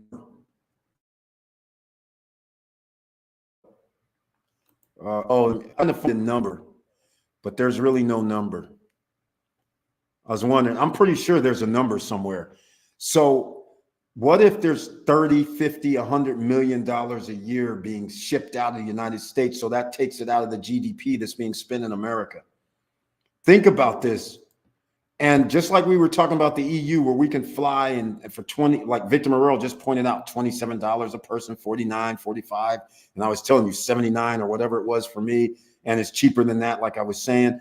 Again, you're sucking the lifeblood of money, which is, if you call this a capitalist system, you need the money to come to America. You don't need people taking it out the US and buying products in, for instance, DR. The products being sold in the DR aren't manufactured in the United States for the most part. So the money's not coming back. It's going to whoever's making the products in the EU, Italy, China. That's where it's going. So this is what I don't understand. You have to get an understanding of capitalism. And if that's your idea of capitalism, by having your customer base, which is your citizens, and you're treating them as customers, and your customers go, bye-bye, we ain't buying from you no more. You just lost the money that would have been spent in America. Think about it. That's all I'm going to say. We're going to wrap this up because this gets deep and deep. Let's see what this upcoming election brings us here. God help us. Hey, it's clear. It's clear. First of all, I've been talking about capitalism. Second of all, and tonight I was talking about the fact that if you're going to talk about the tenets of capitalism, meaning you need competition and meaning you need more businesses to create better prices, because that's the only way you can get better prices is when there's more corporations. So again, I can't get on board with simple things. When somebody tells me tax cut, tax breaks, we know what that means. I mean, you should. That means me as a taxpayer in the United States, I'm going to have to cover that tax cut and tax break and my grandkids and my great-great-grandkids, because we're talking about trillions of dollars. The top 10% own 50% of the wealth in America. So 50% of the wealth times 10% makes more than 50% spread, the other 50% spread out over the 90% of Americans. So in other words, 35 million Americans have as much wealth as the remaining 300 million people. The 300 million people have to pay trillions of dollars of tax revenue and tax break money that you did not receive. But that trillions of dollars is 50% based tax that 10%, 35 million would have paid. The other 350 million people, they don't make enough to pay their share. So we're going to run a deficit. Running a deficit means everything costs more because somebody has to pay that deficit back. And guess who's not paying it back? The rich and wealthy. Because they have incentives not to pay as much tax as you. They're not paying 25%. They're not paying 20% tax. Warren Buffett was like, I pay 8%. Like I keep telling people, if you could pay 8% in tax, I think you'd be happy. Seriously, all that take-home money to invest, to do whatever, you'd be happy. It's even worse than that, quite frankly. I talked about this before, and I'm going to keep talking about this. The top 1% earned over $1 trillion revenue-wise. That's what their earnings were, over $1 trillion. Their tax bill, $1.9 billion. $1 trillion in revenue, 1.9 billion tax. That's what they paid. Ladies and gentlemen, 1 trillion, if they pay like you, let's just say 20%. All right? That should have been $200 billion, not 1.9. That's the equivalent of somebody making $100,000 and paying $1,900 in taxes. Tell me something. Who's going to make up that $200 billion tax that is missing? Congratulations. Hopefully this sinks in. So anybody talking to me about tax cut, tax breaks, that's what you should know. You are going to be paying it. Well, forget that. Great-grandkids, great-great-great-great-grandkids are going to have to pay this back. But either way, you're being taxed today. They paid their 1.9, they're out. They control 50% of the wealth, which is going to rise because since they get to that $200 billion that they can just walk away with, what do you think they're going to do?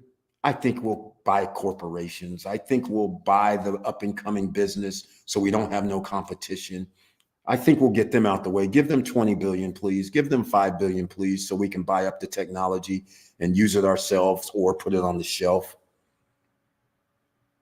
You guys aren't getting this yet. I hope I'm explaining it so you understand there's a war, all right. And it ain't my freaking immigrant war. It's the rich and wealthy war. While you're fighting against immigrants and other people in America, these dudes are laughing all the way to the bank. They're like, you know, you guys don't have no buying power here, right? You guys know we can buy all the wealth we want. Keep fighting amongst yourselves over scraps. While we're sitting over here like having parties, buying yachts, planes, trains, automobiles, and corporations because we're only paying like 1.9% taxes annually. You guys, 15, 20, 25, 40%.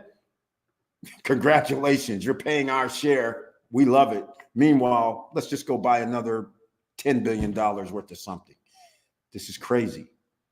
This is why I told people for the last 30 years, you live in a third world country, you just don't know it yet. The reason why you don't know it yet is because we have a Federal Reserve that prints money out of thin air. Or I'll put it this way, sells bonds. All right.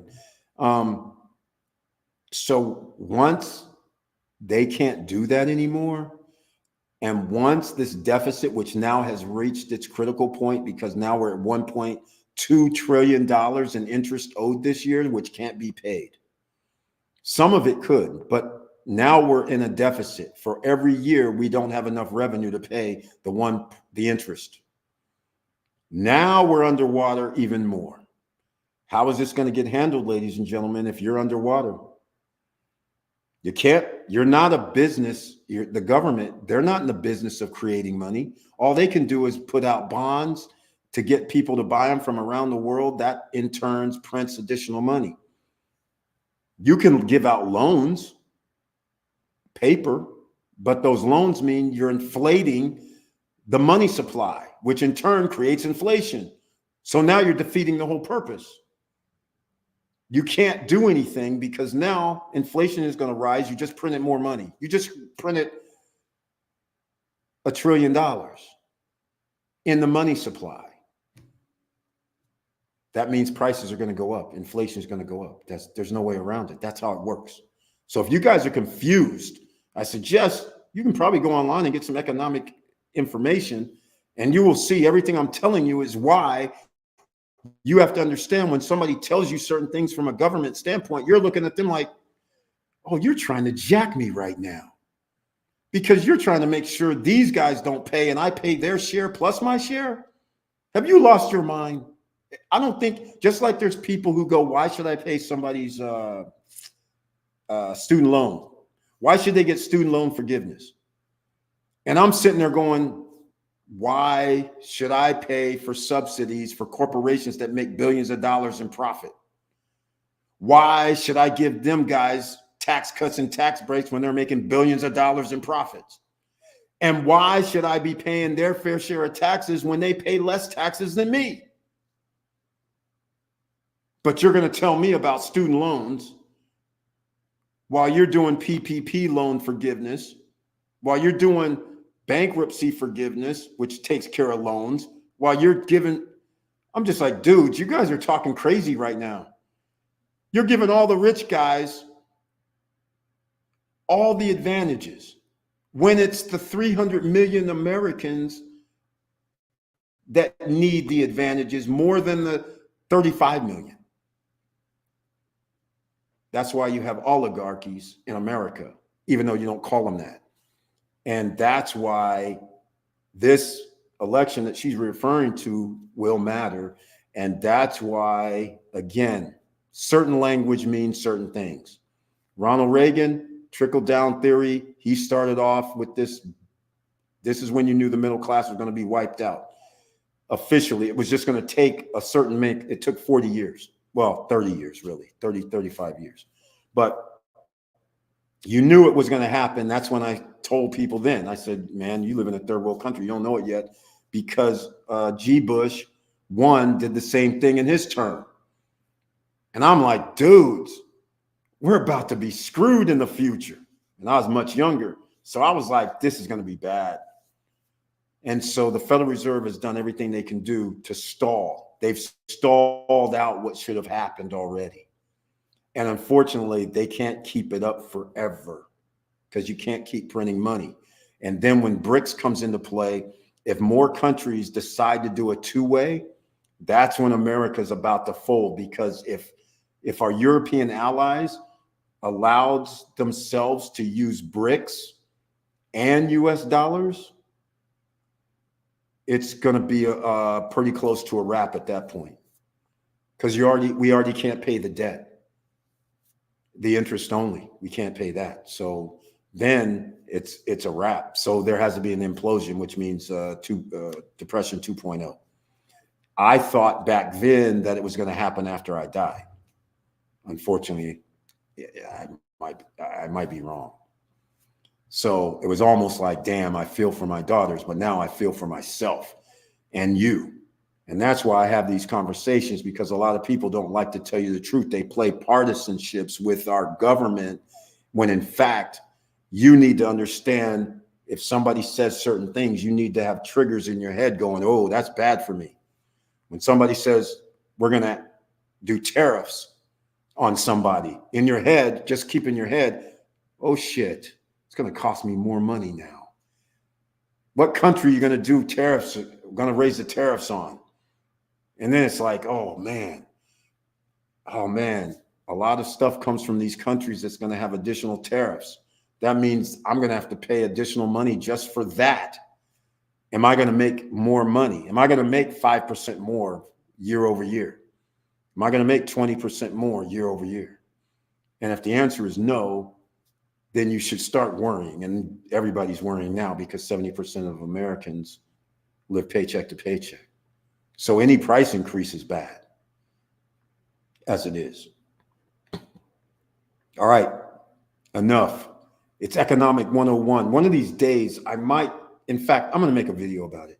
We're going to do economic video. I'll make one. All right. This is one of these things that I studied, and this is something that I should have majored in, but I did not, because I'm sitting there like, dudes, I got computer systems I can do. I got business stuff that I love to do. Do I really want to deal with economics? Because I'm not teaching this stuff in school. So I took several. I didn't just take Economics 101. All right. So I'm from the old school. This is so I know what happened. If you know they changed the inflation numbers in 1980 so Reagan can do his BS, then it should piss you off even more. Because if you know that the inflation, how they calculated up until 1980, 81 was the standard. Then they changed it in 81 and on. So then that's why I say it's double in actuality, is because then they could go, oh, inflation is only 3% or 2% when it's really 8 or 10. So then you believe that it's 1 or 2 or 3. So we'll give loans out now at 3%. So you buy homes, inflating money in the marketplace. Because keep in mind, you bought a home for 300,000, let's say, but you only put down 60. Where did the other 240,000 come from? Piece of paper out of thin air. But it's in the marketplace because somebody's going to cash that check. Right? That causes inflation inherently. So you don't win. So what happens? The price of your homes go up. They're not going up 3% annually or 1.5% annually like up until 1980, 85 or so. Now you have these huge jumps, 20, 30, 40, 50, 60% jumps in home prices. That was by design, because you have to understand what you did back then. You actually made up a lie and said inflation is lower than what it is when it's really 2 to 3 times as much. So you can give loans at a lower price, which now floods the market with fake money. And therefore, it's going to be an inflation increase. So there you go. All right. Here you go. Here you go. All right. Yeah, this mess is creating an exodus out of here. Good night, fam. Good night. I'm leaving as well. Good night, everybody. Thank you so much for being here. I'll see you Friday night at 9:10 p.m. I'm overstayed my welcome. It's 9:10 p.m. here. Good for me on the West Coast. Bad for people on the midnight run on the East Coast. But I want to thank you. I love you guys very much. And please click a bell so you get the latest updates. And yes, I'm radical sometimes. But again, it's dangerous when you tell people the right things, because then once you tell people certain things, and now you can't get somebody to lie to you. So somebody tells you it's good to do something, then in your head it goes, no, it's going to cost me more money. I'm going to have to pay for your stuff. You're giving them a break, but they make the most money. Shouldn't it be reversed? I should be getting the best break. They should be paying my break, right?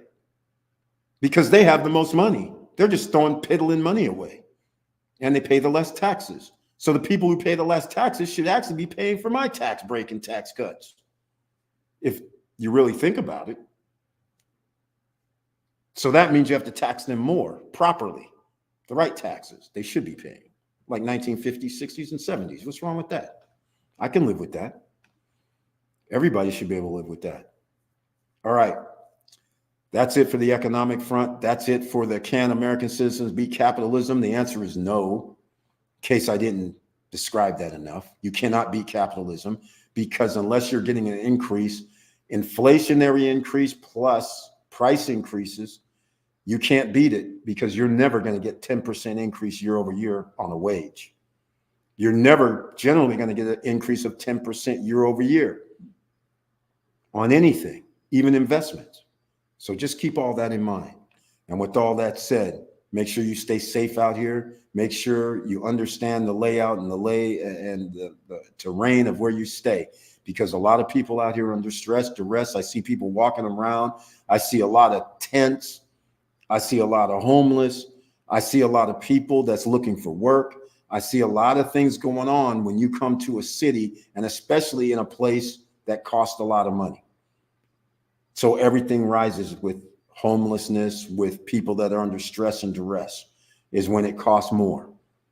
Even when it costs less, people live in duress and stress. So it's across the board in America and around the world. So stay tuned. Make sure you're on the plane, on the train to making more money year over year. There's no way around it. And with all that said, keep your head up, keep moving, and I'm out.